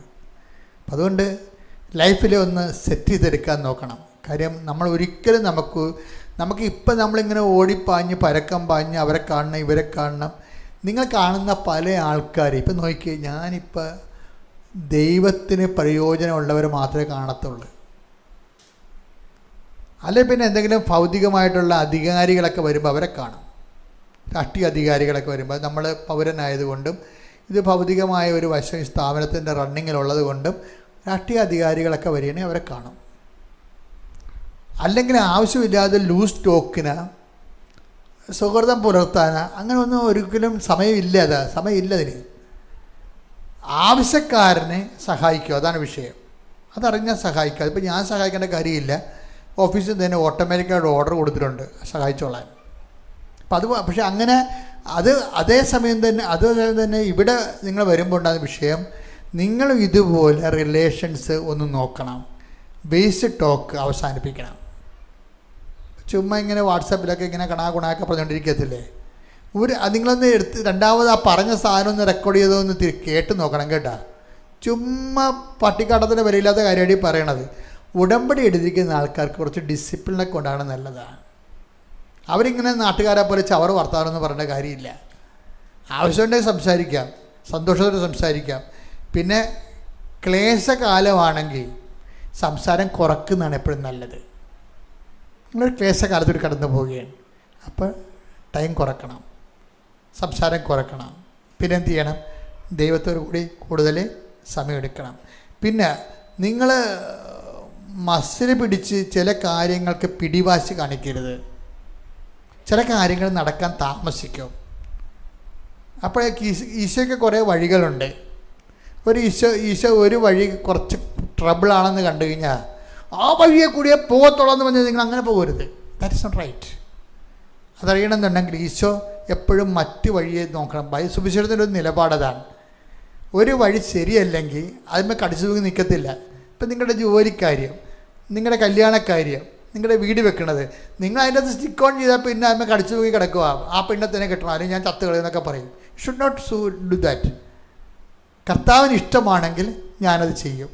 കർത്താവ് എന്നെക്കൊണ്ട് തീരുമാനിച്ചോളൂ. കാര്യം എൻ്റെ അടുത്ത് പ്രേമിച്ച് വന്ന 2 കപ്പിൾസ് 2 മണിക്കൂറോളം എൻ്റെ കൂടെ ഇരുന്ന് പ്രാർത്ഥിച്ച്. കാര്യം അവർ പ്രശ്നമായി, തമ്മിൽ 2 സമുദായമായിരുന്നു, അടിയായി. അപ്പോൾ അടി ഉണ്ടാകാതിരിക്കാനും തമ്മിൽ ആൾക്കാർ വെട്ടാതിരിക്കാൻ വേണ്ടി നിങ്ങൾ എൻ്റെ അടുത്ത് കൊണ്ടുവന്ന് തന്നിരിക്കുകയാണ്. എൻ്റെ അടുത്ത് കൊണ്ടുവന്ന് തന്നേച്ചും അവസാനം ഞാൻ പറഞ്ഞപ്പോൾ അതിങ്ങനെ പിരിയണ കണ്ടീഷനിലായി. കാര്യം ഞാൻ പറഞ്ഞില്ലെങ്കിലും പുറത്ത് വെട്ട് നടക്കുമെന്ന് അവർക്കറിയാം. അതുകൊണ്ട് അത് പണ്ടത്തെ കഥയാണ്, 90-ലെ. അപ്പോൾ അവസാനം അവളും കൂടി പിരിയാമെന്നും പറഞ്ഞ് പുറത്ത് പോയിട്ട് ഞാൻ നോക്കി പൊത്തോന്നും പറഞ്ഞ് സ്വരം കേട്ട് നോക്കിയപ്പോൾ എന്താ പറയുക, പള്ളിക്കിണറ്റിൽ അവൾ ചാടി. അപ്പം ഞാൻ ചെന്നപ്പോൾ ആൾക്കാരെല്ലാം ഓടിക്കൂടി. അപ്പം ഞാൻ വല്ല കാര്യമുണ്ട്, ഇതൊക്കെ പെരുമരണങ്ങൾ എവിടെയെങ്കിലും പോയി ചാകട്ടെ, അച്ഛനും നേരത്തെ ഇടപെടണം എന്ന് ചോദിച്ചു. ഞാൻ പറഞ്ഞു നിങ്ങളുടെ ഇഷ്ടം പോലെ. അതൊക്കെ പോയി കെട്ടി കിണറ്റിച്ചടിയപ്പോൾ ചിത്രം മാറിയല്ല, പെണ്ണുങ്ങൾക്ക് നല്ല ബുദ്ധിയാണേ. കിണറ്റി ചാടിയപ്പോൾ പിക്ചർ മാറി, അച്ഛന്മാരും മെത്രാന്മാരും വിശ്വാസന്മാരും എല്ലാം മാറി, സംഭവം പിക്ചർ മാറി. അപ്പോൾ ആൾക്കാർ വരെ വെട്ടും കുത്തൊക്കെ നിർത്തി. നമ്മളെന്തിനാണ് വെറുതെ അതിങ്ങനെ ഏറ്റവും വിഷമിക്കണം.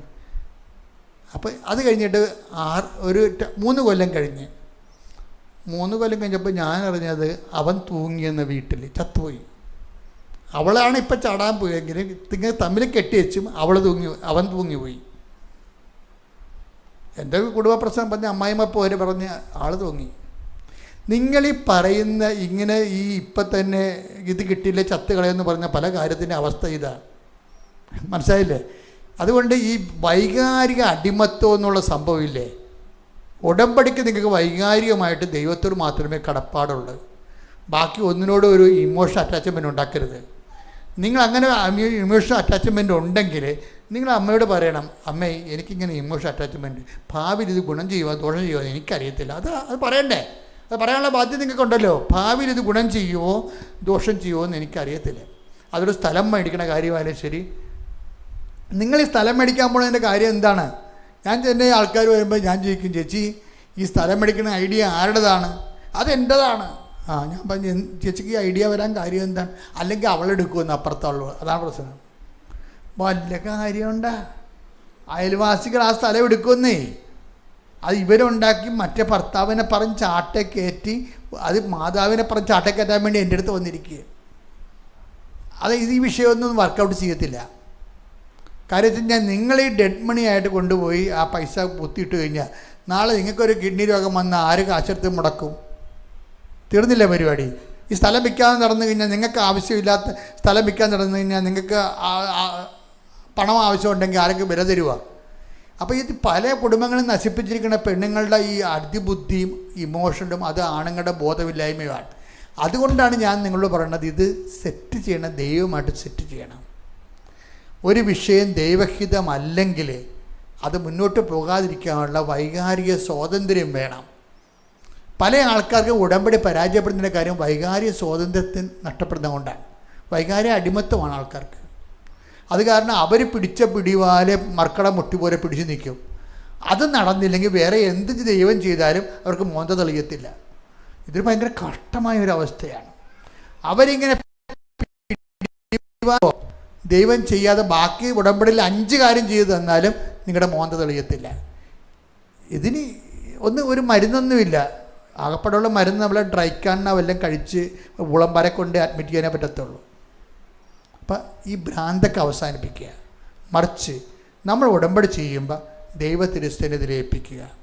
എന്നിട്ട് മാത്രം പറഞ്ഞാൽ എനിക്ക് ഭയങ്കര വികാരപ്പിടുത്തമാണ് ഈ സാധനത്തിന് നടത്തണമെന്നുള്ളത്.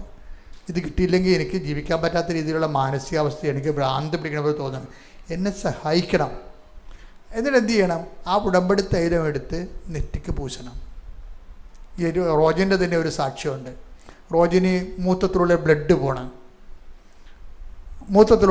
പോണം. അപ്പോൾ ഇതിങ്ങനെ ഗുരുതരമായ രീതിയിൽ പോകുന്ന കണ്ടപ്പോൾ ഒരു യൂറോളജിസ്റ്റിനെ പോയി കണ്ട്. അപ്പോൾ അദ്ദേഹം ഈ ആന്തരിക അവയവങ്ങളെല്ലാം ടെസ്റ്റ് ചെയ്ത് സ്കാൻ ചെയ്ത് എടുത്ത് ആന്തരിക അവയവങ്ങളെല്ലാം ഓക്കെയാണ്, നിങ്ങൾക്ക് കുഴപ്പങ്ങളൊന്നുമില്ല.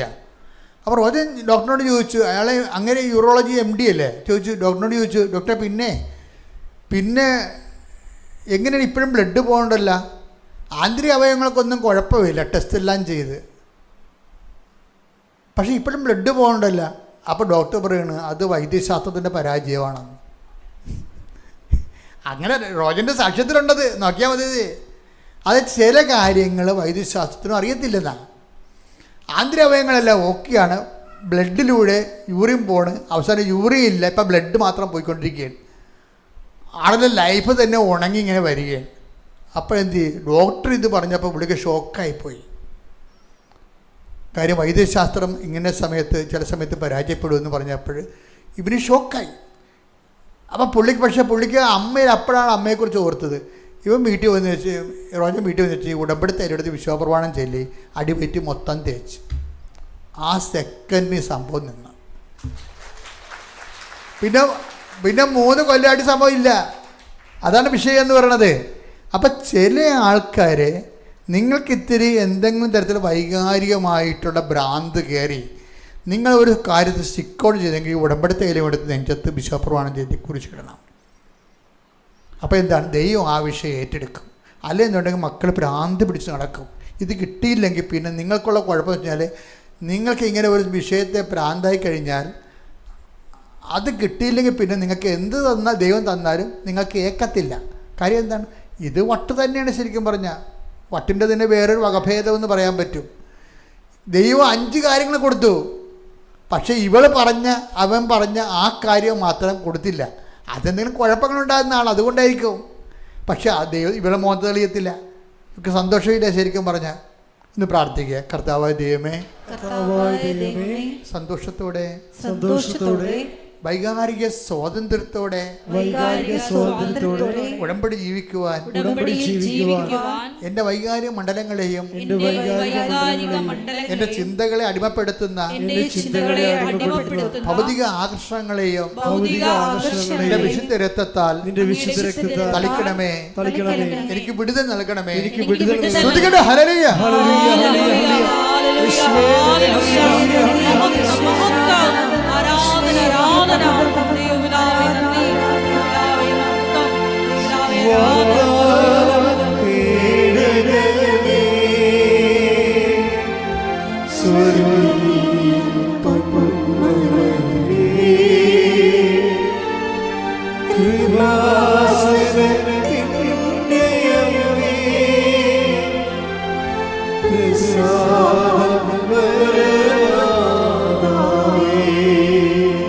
ചില വിഷയങ്ങൾ നമ്മൾ തീരുമാനിക്കുമ്പോൾ സ്വാഭാവികമായിട്ടും കുറച്ച് സമയം അനുവദിക്കണം. ചില വിഷയങ്ങൾക്ക് നമ്മൾ കുറേ പ്രാർത്ഥിച്ചിട്ടും ചില വിഷയങ്ങൾക്ക് ഒരു നീക്കുപോക്കും ഇല്ലെന്ന് വിചാരിച്ചോ. അപ്പോൾ എന്ത് ചെയ്യണം? നിങ്ങൾ ആ സ്റ്റാറ്റസ്കോ മെയിൻറ്റെയിൻ ചെയ്തിട്ട് ആ വിഷയത്തിൽ ഒരു പ്രൊസീജിയറില്ല, മുന്നോട്ട് പോകാൻ പറ്റണില്ല, നിങ്ങൾ എന്ത് ചെയ്യണം? ആ നില തുടരണം. ആ സമയത്ത് മുന്നോട്ട് പോകാൻ വേണ്ടി ആഞ്ഞ് ആക്രാന്തം കാണിക്കരുത്. അയ്യോ നടക്കണില്ലല്ല, അയ്യോ നടക്കണില്ലല്ല, എന്ത് പത്രം പ്രാർത്ഥിച്ച് പച്ചത്തിരി തീർന്ന് നീലത്തിരി തീർന്ന് പത്രം കത്തിച്ചെന്നൊക്കെ പറഞ്ഞുകൊണ്ട് ചില വലിച്ചാഴികൾ ഇങ്ങനെ കാരക്കൂപ്പി നടക്കണില്ലേ? You should not do it. കാര്യം ഒരു കാര്യങ്ങൾ നടക്കണില്ല എന്നുണ്ടെങ്കിൽ ഉടമ്പടി നടക്കാതിരിക്കേണ്ട ഒരു കാര്യമില്ല. അപ്പം നിന്നെ നടന്നാൽ നിനക്കെന്തോ ഭാവിയിൽ അപാതാളങ്ങൾ ഉണ്ടാകാൻ പോകുന്നു. ദൈവം അത് അറസ്റ്റ് ചെയ്തിരിക്കണം. അതുകൊണ്ട് അതിനെ ഒരു സ്റ്റാറ്റസ്കോയിൽ നടത്തണം. എന്ന് വെച്ച് കഴിഞ്ഞാൽ ദൈവം ആഗ്രഹിക്കുമ്പോൾ ദൈവത്തിന് ഇഷ്ടമാണെങ്കിൽ നടക്കട്ടെ, അതുവരെ ഞാൻ ദൈവിക വേലയിൽ തങ്ങി നിൽക്കും. തങ്ങി നിൽക്കുമെന്ന് പറയണത്, തങ്ങി എന്നുള്ളൊരു ഭയങ്കര വാക്ക് ബൈബിളിലുണ്ട്. മർക്കോസ് 1:45. എന്നാൽ അവൻ പുറത്തു ചെന്ന് വളരെ കാര്യങ്ങൾ പ്രഘോഷിക്കാനും ഇത് പ്രസിദ്ധമാക്കാനും തുടങ്ങി. അതൊരു കുഷ്ഠരോഗിയെ സുഖപ്പെടുത്തിയ കാര്യമാണ്. അവൻ കർത്താവാണ് സുഖപ്പെടുത്തിയെന്നൊക്കെ പറഞ്ഞ് കുളവാക്കി. അത് കാരണം കർത്താവിൻ്റെ എതിരാളികൾ ഈശോയെ തിരക്കി നടക്കാൻ തുടങ്ങി. ഭയങ്കര മോശമായ അന്തരീക്ഷം വന്നു. ആ മോശമായ അന്തരീക്ഷത്തിൽ ഈശോ എന്താ ചെയ്തതെന്ന് നോക്കിയേ. തന്മൂലം പിന്നീട് പട്ടണത്തിൽ പരസ്യമായി പ്രവേശിക്കാൻ യേശുവിന് സാധിച്ചില്ല. അവൻ പുറത്ത് വിജനപ്രദേശങ്ങളിൽ തങ്ങി. അതായത് വിനാശത്തിന്റെ കൊടുങ്കാറ്റ് കടന്നു പോകുവോളൂ അവിടുത്തെ ചിറകിന്റെ കീഴിൽ ഞാൻ എന്നെ അഭയം നൽകിയെന്ന് പറഞ്ഞില്ലേ. വിജനപ്രദേശത്ത് തങ്ങിയെന്ന് പറയുമ്പോൾ നമ്മൾ ഓർക്കണത് എന്താണ്? ആ വിനാശത്തെ കൊടുക്കാറ്റെടുത്ത് ശ്രുതിക്കട്ടെ. ഹല്ലേലൂയ, ഹല്ലേലൂയ, ഹല്ലേലൂയ, ഹല്ലേലൂയ, ഹല്ലേലൂയ. യേശുവേ നന്ദി. ഹല്ലേലൂയ, ഹല്ലേലൂയ, ഹല്ലേലൂയ, ഹല്ലേലൂയ, ഹല്ലേലൂയ. യേശുവേ ആരാധന, ആരാധന. 57-ാം സങ്കീർത്തനം 1-ാം തിരുവചനം. സങ്കീർത്തനം 57:1. വിനാശത്തിന്റെ കൊടുങ്കാറ്റ് കടന്നു പോകുവോളം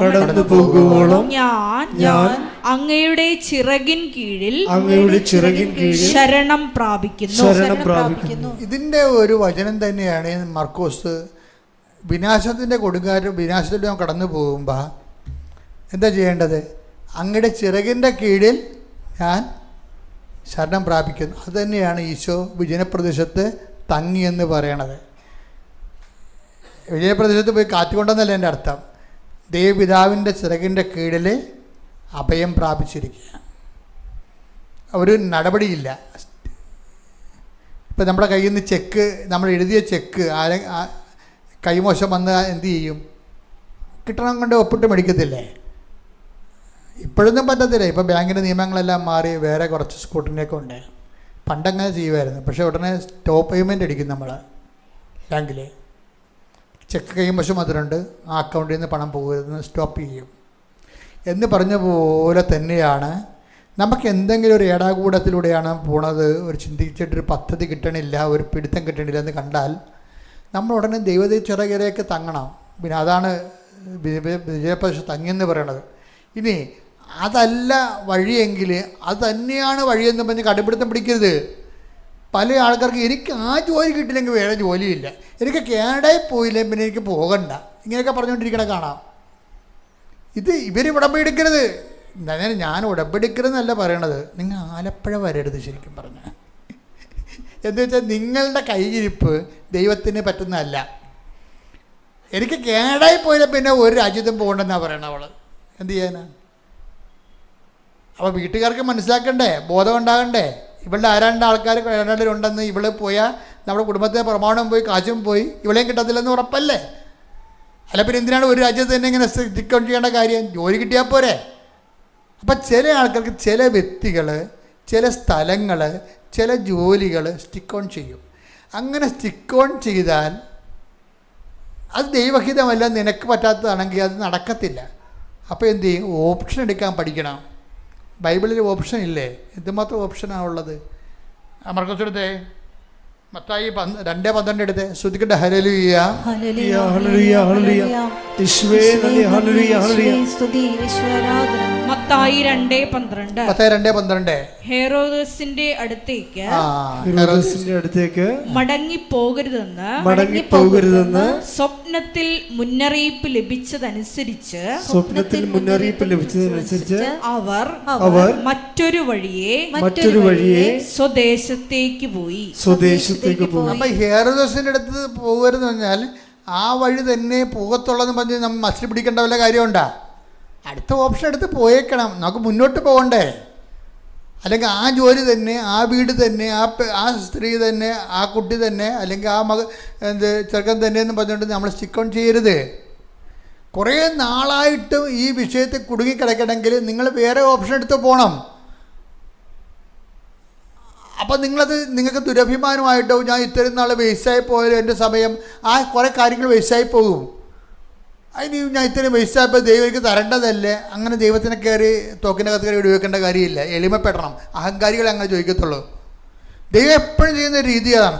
ഒരു സാധനം സ്റ്റക്കായി കഴിഞ്ഞാൽ പിന്നെ എന്താണ്? അടുത്ത ഓപ്ഷൻ എടുത്ത് പോകണം. നിങ്ങൾ 9:56 എടുത്ത് സുവിശേഷം ശ്രുതിക്കട്ടെ. ഹല്ലേലൂയ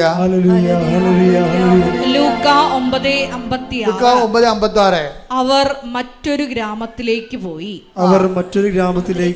ഇവിടെ എന്താ പ്രശ്നം?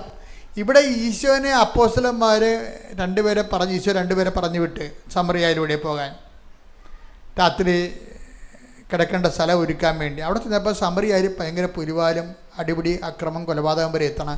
ഇവരുമായിട്ട് ഭയങ്കര ബോൾത്തായി. അപ്പോഴേ ഇവർക്ക് അങ്ങോട്ട് തന്നെ പോകണം. ആർക്കാണ്? ഫസ്റ്റ് പാർട്ടിയാണ് കൂടിയിരിക്കണത്, യാക്കോവും യോഹന്നാനും. പണ്ടത്തിൻ്റെ പേര് ഇടിവെട്ടെന്ന പേര്, ഇടിവെട്ട് പാർട്ടിയായത്. പിന്നെയാണ് ഇവനൊക്കെ മര്യാദക്കായത്. ആദ്യകാലങ്ങളൊക്കെ സ്വന്തം സ്വഭാവമായിരുന്നു ഉണ്ടായിരുന്നത്. പൊനേർഗസ്, ഇടിനാഥത്തിൻ്റെ പുത്രന്മാർ യാക്കോബും യോഹന്നാനും ഫസ്റ്റ് പാർട്ടിയാണ്. ഇവർക്ക് പറ്റിയൊരു തള്ളമുണ്ട്. അത് ശബദി പുത്രന്മാരുടെ അമ്മ. ഇവർക്ക് പറ്റിയ ആൾക്കാരുണ്ട്. അമ്മയും മക്കളും കൂടി ഒരു സ്വഭാവമാണ്. ഒരിടത്ത് കൂടി പോയാൽ അങ്ങനെ കൂടിയേ പോകത്തുള്ളൂ, അല്ലെങ്കിൽ പിന്നെ പോകണ്ടെന്നുള്ള ഐഡിയയാണ്. അപ്പോൾ ഈശോ പറഞ്ഞ്, എന്ത് സ്പിരിറ്റാണ് നിങ്ങൾക്കുള്ളത് എന്ന് ചോദിച്ചിട്ട് പറയും, അവൻ ഡിവേറ്റ് ചെയ്ത് മറ്റൊരു ഗ്രാമത്തിലേക്ക് പോയി. അത് ആ വിഷയം ക്ലോസ് ചെയ്യണ കണ്ടില്ലേ? അതാണ് കർത്താവിൻ്റെ ഒരു നിലപാടെന്ന് പറയുന്നത്. You should stick on to this person or a place, അല്ലെങ്കിൽ ജോലി. നിങ്ങൾ ഡീവിയേഷൻ എടുത്ത് പോകണം. ഡീവിയേഷൻ എടുക്കുന്ന എളിമയാണ് ശരിക്കും. മറ്റേ സ്റ്റിക്ക് ഓൺ ചെയ്യുന്ന അഹങ്കാരമാണ്. ഉടമ്പടിക്കത് പറ്റത്തില്ല. ഓക്കെ അല്ലേ? Thank you. എഴുന്നേരി. പരിശുദ്ധ പരമാ ദിവ്യ കാരുണ്യത്തിന് നേരവും ആരാധനയും സ്തുതിയും പുകഴ്ചയും ഉണ്ടായിരിക്കട്ടെ. പരിശുദ്ധ പരമാ ദിവ്യ കാരുണ്യത്തിന് നേരവും ആരാധനയും സ്തുതിയും പുകഴ്ചയും ഉണ്ടായിരിക്കട്ടെ. പരിശുദ്ധ പരമാ ദിവ്യ കാരുണ്യത്തിന് നേരവും ആരാധനയും സ്തുതിയും പുകഴ്ചയും ഉണ്ടായിരിക്കട്ടെ. നമുക്കെല്ലാവർക്കും കൃപാസനം പ്രത്യക്ഷീകരണ മധ്യസ്ഥ പ്രാർത്ഥന ഏറ്റുചൊല്ലി പ്രാർത്ഥിക്കാം. അമ്മേ പരിശുദ്ധ അമ്മേ, അമ്മേ പരിശുദ്ധ അമ്മേ, ദൈവമാതാവേ, ദൈവമാതാവേ, കൃപാസനത്തിലൂടെ കൃപാസനത്തിലൂടെ ഞങ്ങൾക്കും ഞങ്ങളുടെ ദേശത്തിനും അമ്മ മധ്യസ്ഥം തേടി തന്ന എല്ലാ അനുഗ്രഹങ്ങൾക്കും കൃപകൾക്കും ഞങ്ങളിപ്പോൾ ഹൃദയം നിറഞ്ഞ നന്ദി പറയുന്നു.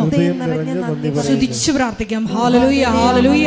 നാളിതുവരെ ഞങ്ങൾക്ക് ലഭിച്ച എല്ലാ കൃപകൾക്കും അനുഗ്രഹങ്ങൾക്കും നന്ദി പറയുന്നു. ഹല്ലേലൂയ, ഹല്ലേലൂയ. മഹത്വം, മഹത്വം, ആരാധന, ആരാധന. ദൈവപിതാവേ നന്ദി, ദൈവപിതാവേ മഹത്വം, ദൈവപിതാവേ ആരാധന.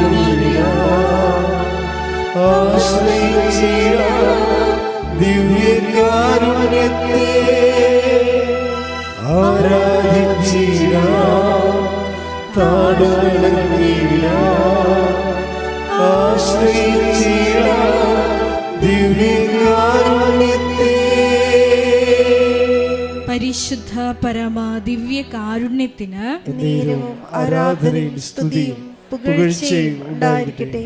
പരിശുദ്ധ പരമ ദിവ്യ കാരുണ്യത്തിന് നേരവും ആരാധനയും സ്തുതിയും പുകഴ്ചയും ഉണ്ടായിരിക്കട്ടെ. പരിശുദ്ധ പരമ ദിവ്യ കാരുണ്യത്തിന് നേരവും ആരാധനയും സ്തുതിയും പുകഴ്ചയും ഉണ്ടായിരിക്കട്ടെ. അമ്മേ പരിശുദ്ധ അമ്മേ, അമ്മേ പരിശുദ്ധ അമ്മേ, ദൈവമാതാവേ, ദൈവമാതാവേ, 2004 ഡിസംബർ 7-ാം തീയതി 2004 ഡിസംബർ 7-ാം തീയതി ഉച്ചകഴിഞ്ഞ് 2:30 ഉച്ചകഴിഞ്ഞ് 2:30 കൃപാസനത്തിൽ സംഭവിച്ച അമ്മയുടെ പ്രത്യക്ഷപ്പെടലിനെ കുറിച്ച് തിരുസഭയ്ക്ക് സമർപ്പിച്ചിരിക്കുന്ന പഠനരേഖകളുടെ മേൽ വസ്തുനിഷ്ഠവും ദൈവശാസ്ത്ര വിധി പ്രകാരമുള്ളതുമായ അന്വേഷണ പഠനങ്ങൾ നടത്തി ആ പ്രത്യക്ഷപ്പെടലിലൂടെ പ്രകടമായ ദൈവമാതാവിന്റെ പ്രത്യേക കരുതലും സംരക്ഷണവും വെളിപ്പെടുത്തുന്ന പീഡിതരുടെ ആശ്വാസവും പ്രവാചകന്മാരുടെ രാജ്ഞിയും വാഗ്ദാനത്തിന്റെ പേടകവും പ്രപഞ്ച പ്രകൃതിയുടെ മാതാവുമായ പരിശുദ്ധമ്മയുടെ ഭക്തി തിരുസഭയിൽ കൂടുതൽ പ്രചരിച്ച് ജീവിതത്തിന്റെ ദുരിത ദുരന്ത അവസ്ഥകളിൽ അകപ്പെട്ട് കഴിയുന്ന അനേകായിരം മക്കൾക്ക് ദൈവത്തിന്റെ സാന്നിധ്യവും സന്ധിപ്പും കൂടുതൽ അനുഭവിക്കുക വഴി ആത്മീയ വിശുദ്ധിയും ദൈവശക്തിയും കൈവരിക്കുവാൻ ഞങ്ങളുടെ കുടുംബങ്ങളെ ഇടയാക്കണമേ. സ്തുതിച്ചു പ്രാർത്ഥിക്കാം. ഹല്ലേലൂയ, ഹല്ലേലൂയ, ഹല്ലേലൂയ.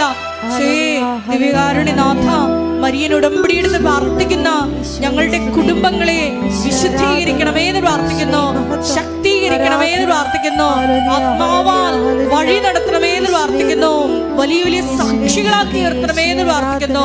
ഹല്ലേലൂയ, ഹല്ലേലൂയ. ദൈവപിതാവേ നന്ദി, ദൈവപിതാവേ മഹത്വം, ദൈവപിതാവേ ആരാധന.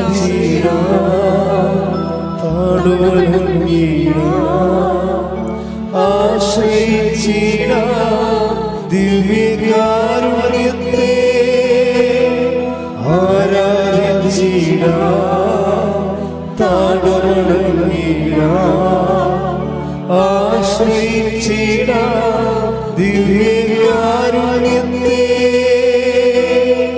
പരിശുദ്ധ പരമ ദിവ്യ കാരുണ്യത്തിന് നേരവും ആരാധനയും സ്തുതിയും പുകഴ്ചയും ഉണ്ടായിരിക്കട്ടെ. പരിശുദ്ധ പരമ ദിവ്യ കാരുണ്യത്തിന് നേരവും ആരാധനയും സ്തുതിയും പുകഴ്ചയും ഉണ്ടായിരിക്കട്ടെ. പരിശുദ്ധ പരമ ദിവ്യ കാരുണ്യത്തിന് നേരവും ആരാധനയും സ്തുതിയും പുകഴ്ചയും ഉണ്ടായിരിക്കട്ടെ. അമ്മേ പരിശുദ്ധ അമ്മേ, അമ്മേ പരിശുദ്ധ അമ്മേ, ഭൂസ്വർലോകങ്ങളുടെ രാജ്ഞിയായ ഭൂസ്വർലോകങ്ങളുടെ രാജ്ഞിയായ അങ്ങേയ്ക്ക് അങ്ങേയ്ക്ക് ഭൗമ സംരക്ഷണത്തിനായി ഭൗമസംരക്ഷണത്തിനായി പ്രപഞ്ച പ്രകൃതിയെ തന്നെ പ്രപഞ്ചപ്രകൃതിയെ തന്നെ തിരുസഭ പ്രതിഷ്ഠിക്കുവാൻ തിരുസഭ പ്രതിഷ്ഠിക്കുവാൻ ഈ പ്രത്യക്ഷീകരണം വഴി ഈ പ്രത്യക്ഷീകരണം വഴി ഇടയാക്കണമേ. ഇടയാക്കണമേ. പരിശുദ്ധ അമ്മേ, പരിശുദ്ധ അമ്മേ, ജപമാല മാതാവേ, ജപമാല മാതാവേ, സകല കൃപാസനം പ്രാർത്ഥനകളോടും ചേർത്ത് സകല കൃപാസനം പ്രാർത്ഥനകളോടും ചേർത്ത് ഞങ്ങൾ ഇപ്പോൾ പ്രാർത്ഥിക്കുന്ന ഞങ്ങളിപ്പോൾ പ്രാർത്ഥിക്കുന്ന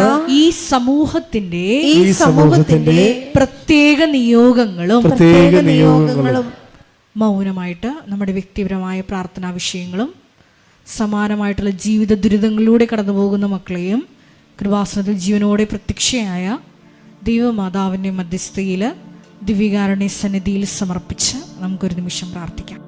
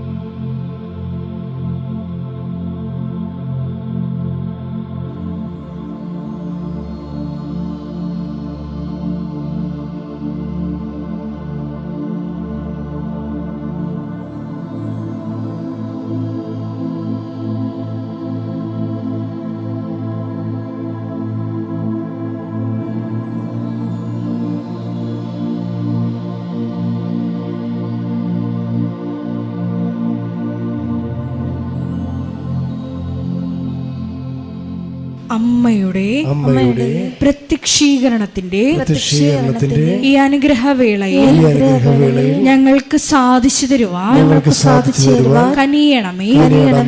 ആമേൻ. സ്തുതിച്ചു പ്രാർത്ഥിക്കാം. ഹല്ലേലൂയ, ഹല്ലേലൂയ, ഹല്ലേലൂയ, ഹല്ലേലൂയ. ഒരിക്കൽ കൂടി നാളിതുവരെ കൃപാസനത്തിൽ വന്ന് മരിയൻ ഉടമ്പടിയെടുത്ത് പ്രാർത്ഥിച്ചു പോയിട്ടുള്ള മുഴുവൻ മക്കളെയും, ഓൺലൈനായി ഉടമ്പടിയെടുത്ത് പ്രാർത്ഥിക്കുന്ന മക്കളെയും, ലൈറ്റ് ക്യാൻഡിൽ പ്രയർ വഴിയായിട്ടും അവർ ഡെയിലി ബ്രെഡ് പ്രാർത്ഥനയിലൂടെയും എല്ലാം തങ്ങളുടെ നിയോഗങ്ങൾ സമർപ്പിക്കുന്ന ഓരോ മക്കളുടെയും വ്യക്തിപരമായ ആവശ്യങ്ങളെ ഞങ്ങൾ ഈ അൾത്താരയിൽ സമർപ്പിച്ച് പ്രാർത്ഥിക്കുന്നു. ഏറെ പ്രത്യേകമായിട്ട് ജീവിത ദുരിതങ്ങളിലൂടെ കടന്നു പോകുന്ന മക്കളുടെ പ്രത്യേകമായ നിയോഗങ്ങളെ ഈ അൾത്താരയിൽ സമർപ്പിച്ച് പ്രാർത്ഥിക്കുന്നു. ഗുരുതരമായിട്ടുള്ള രോഗാവസ്ഥകളിലൂടെ കടന്നു പോകുന്ന മക്കളെ ഈ അൾത്താരയിൽ സമർപ്പിച്ച് പ്രാർത്ഥിക്കുന്നു. കടഭാരത്താൽ വലയുന്നവരെയും, ജോലി ഇല്ലാതെ വിഷമിക്കുന്നവരെയും, വിവാഹബന്ധം പിരിഞ്ഞു നിൽക്കുന്നവരെയും, മക്കളില്ലാതെ വിഷമിക്കുന്ന ദമ്പതികളെയും, കുഞ്ഞു മക്കളെയും പ്രത്യേകമായിട്ട് സമർപ്പിച്ച് പ്രാർത്ഥിക്കുന്നു. ഇതിന്റെ ശക്തി എല്ലാ മേഖലകളിലും ഈ ആരാധനയുടെ യോഗ്യതയാൽ പ്രകടമാക്കണമേ എന്ന് പ്രാർത്ഥിക്കുന്നു. കൃപാസനത്തിൽ നടന്ന പരിശുദ്ധ അമ്മയുടെ പ്രത്യക്ഷീകരണ സ്ഥിരീകരണത്തിനായി മക്കളുടെ നിയോഗങ്ങളെ ഏറ്റെടുക്കണമേ എന്ന് പ്രാർത്ഥിക്കുന്നു. ഹല്ലേലൂയ, ഹല്ലേലൂയ, ഹല്ലേലൂയ. മഹത്വം, മഹത്വം, ആരാധന, ആരാധന. ഹല്ലേലൂയ, ഹല്ലേലൂയ, ഹല്ലേലൂയ. നമുക്ക് എല്ലാവർക്കും എഴുന്നേറ്റ് നിന്നുകൊണ്ട് കരങ്ങളടിച്ചുകൊണ്ട് ദൈവസ്നേഹത്തോടെ സന്തോഷത്തോടെ ദൈവത്തെ മഹത്വപ്പെടുത്തി ഗായക സംഘത്തോട് ചേർന്നുകൊണ്ട് പാടി പ്രാർത്ഥിക്കാം.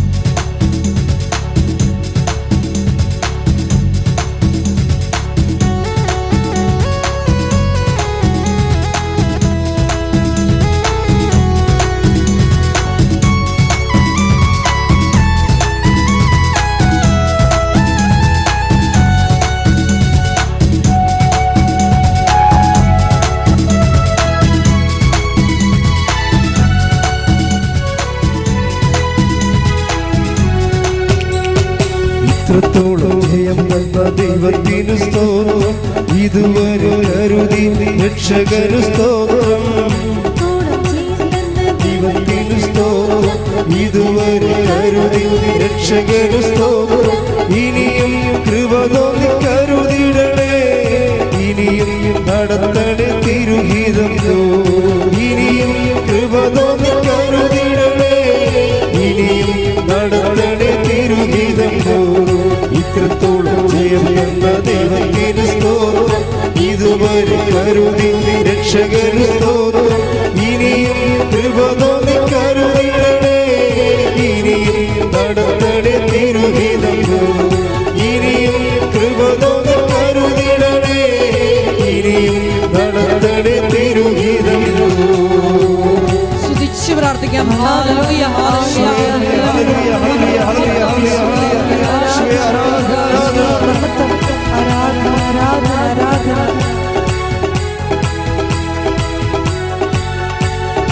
ഇന്നതല്ലതാ ദൈവം നമ്മെ നിർത്തിയതാ നേടിയതല്ല ദൈവമെല്ലാം തന്നതല്ലേ ഇന്നതല്ലതാ ദൈവം നമ്മെ നിർത്തിയതാ നേടിയതല്ല ദൈവമെല്ലാം തന്നതല്ലേ ഉച്ചത്തിൽ ചെയ്ത് പാടാം ഇന്നതല്ലതാ ദൈവം നമ്മെ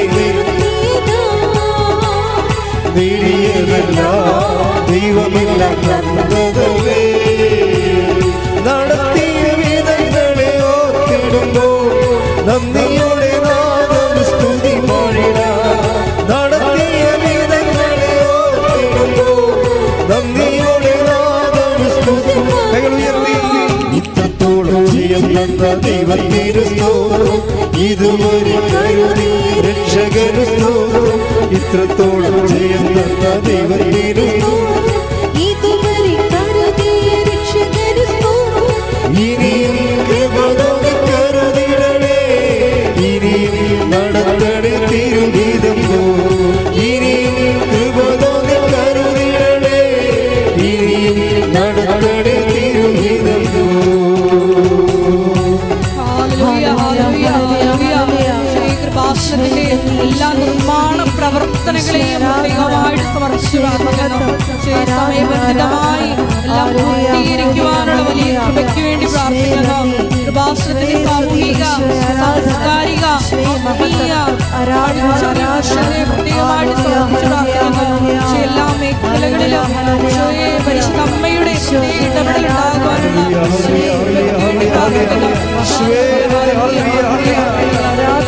ഹല്ലേലൂയ ഹല്ലേലൂയ ഹല്ലേലൂയ ഹല്ലേലൂയ ഹല്ലേലൂയ ഹല്ലേലൂയ ഈശോയെ ആരാധന ഈശോയെ മഹത്വം മഹത്വം മഹത്വം ഹല്ലേലൂയ ഹല്ലേലൂയ ഹല്ലേലൂയ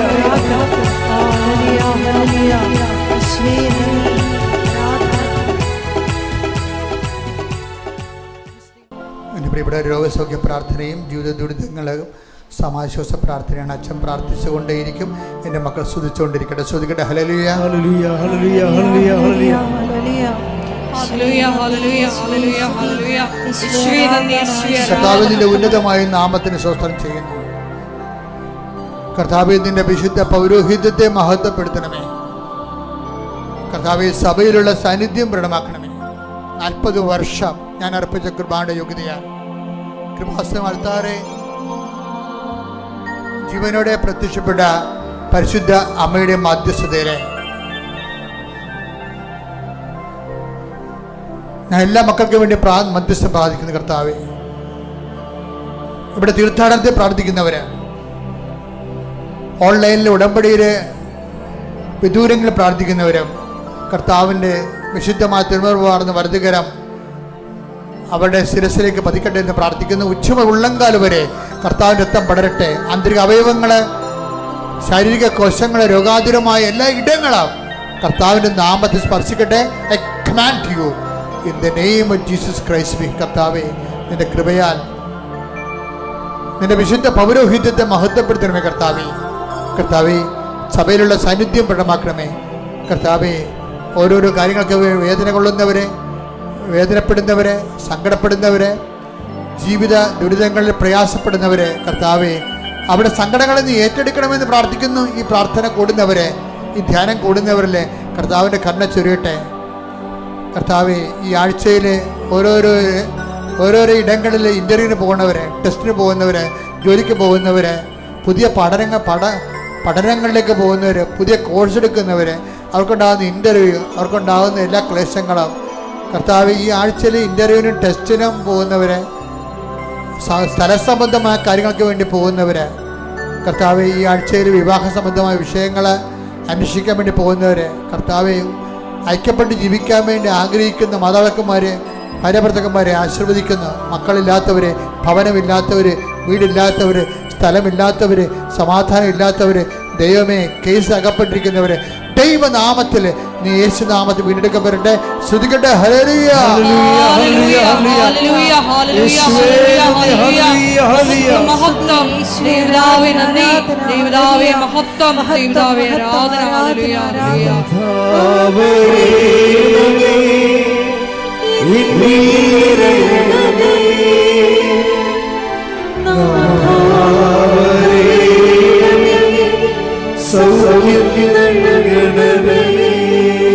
എന്റെ പ്രിയപ്പെട്ടവരെ, മുട്ടിൽ നിന്നിട്ട് കൈകൾ കൂപ്പി ഭക്തിയോടുകൂടി വ്യക്തിപരമായ ആവശ്യങ്ങൾക്ക് വേണ്ടി പ്രാർത്ഥിക്കുക. ശേഷം പരിശുദ്ധ കുർബാനയുടെ ആശീർവാദം.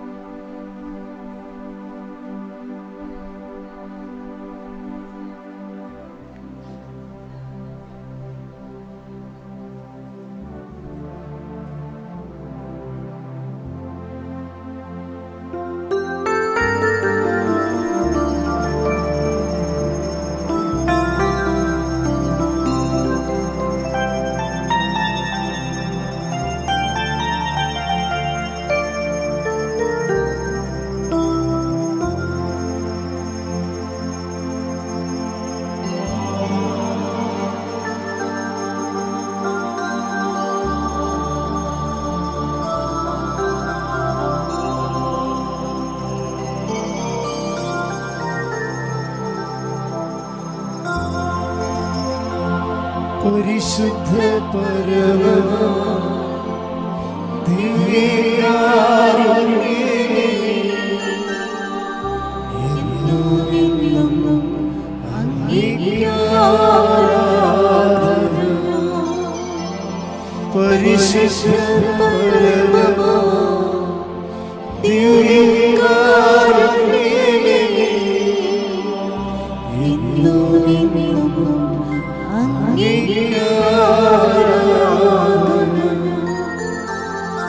പരിശുദ്ധ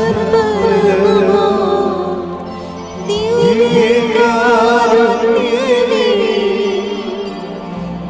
എന്നും അങ്ങേക്ക് ആരാധന. ആമേൻ.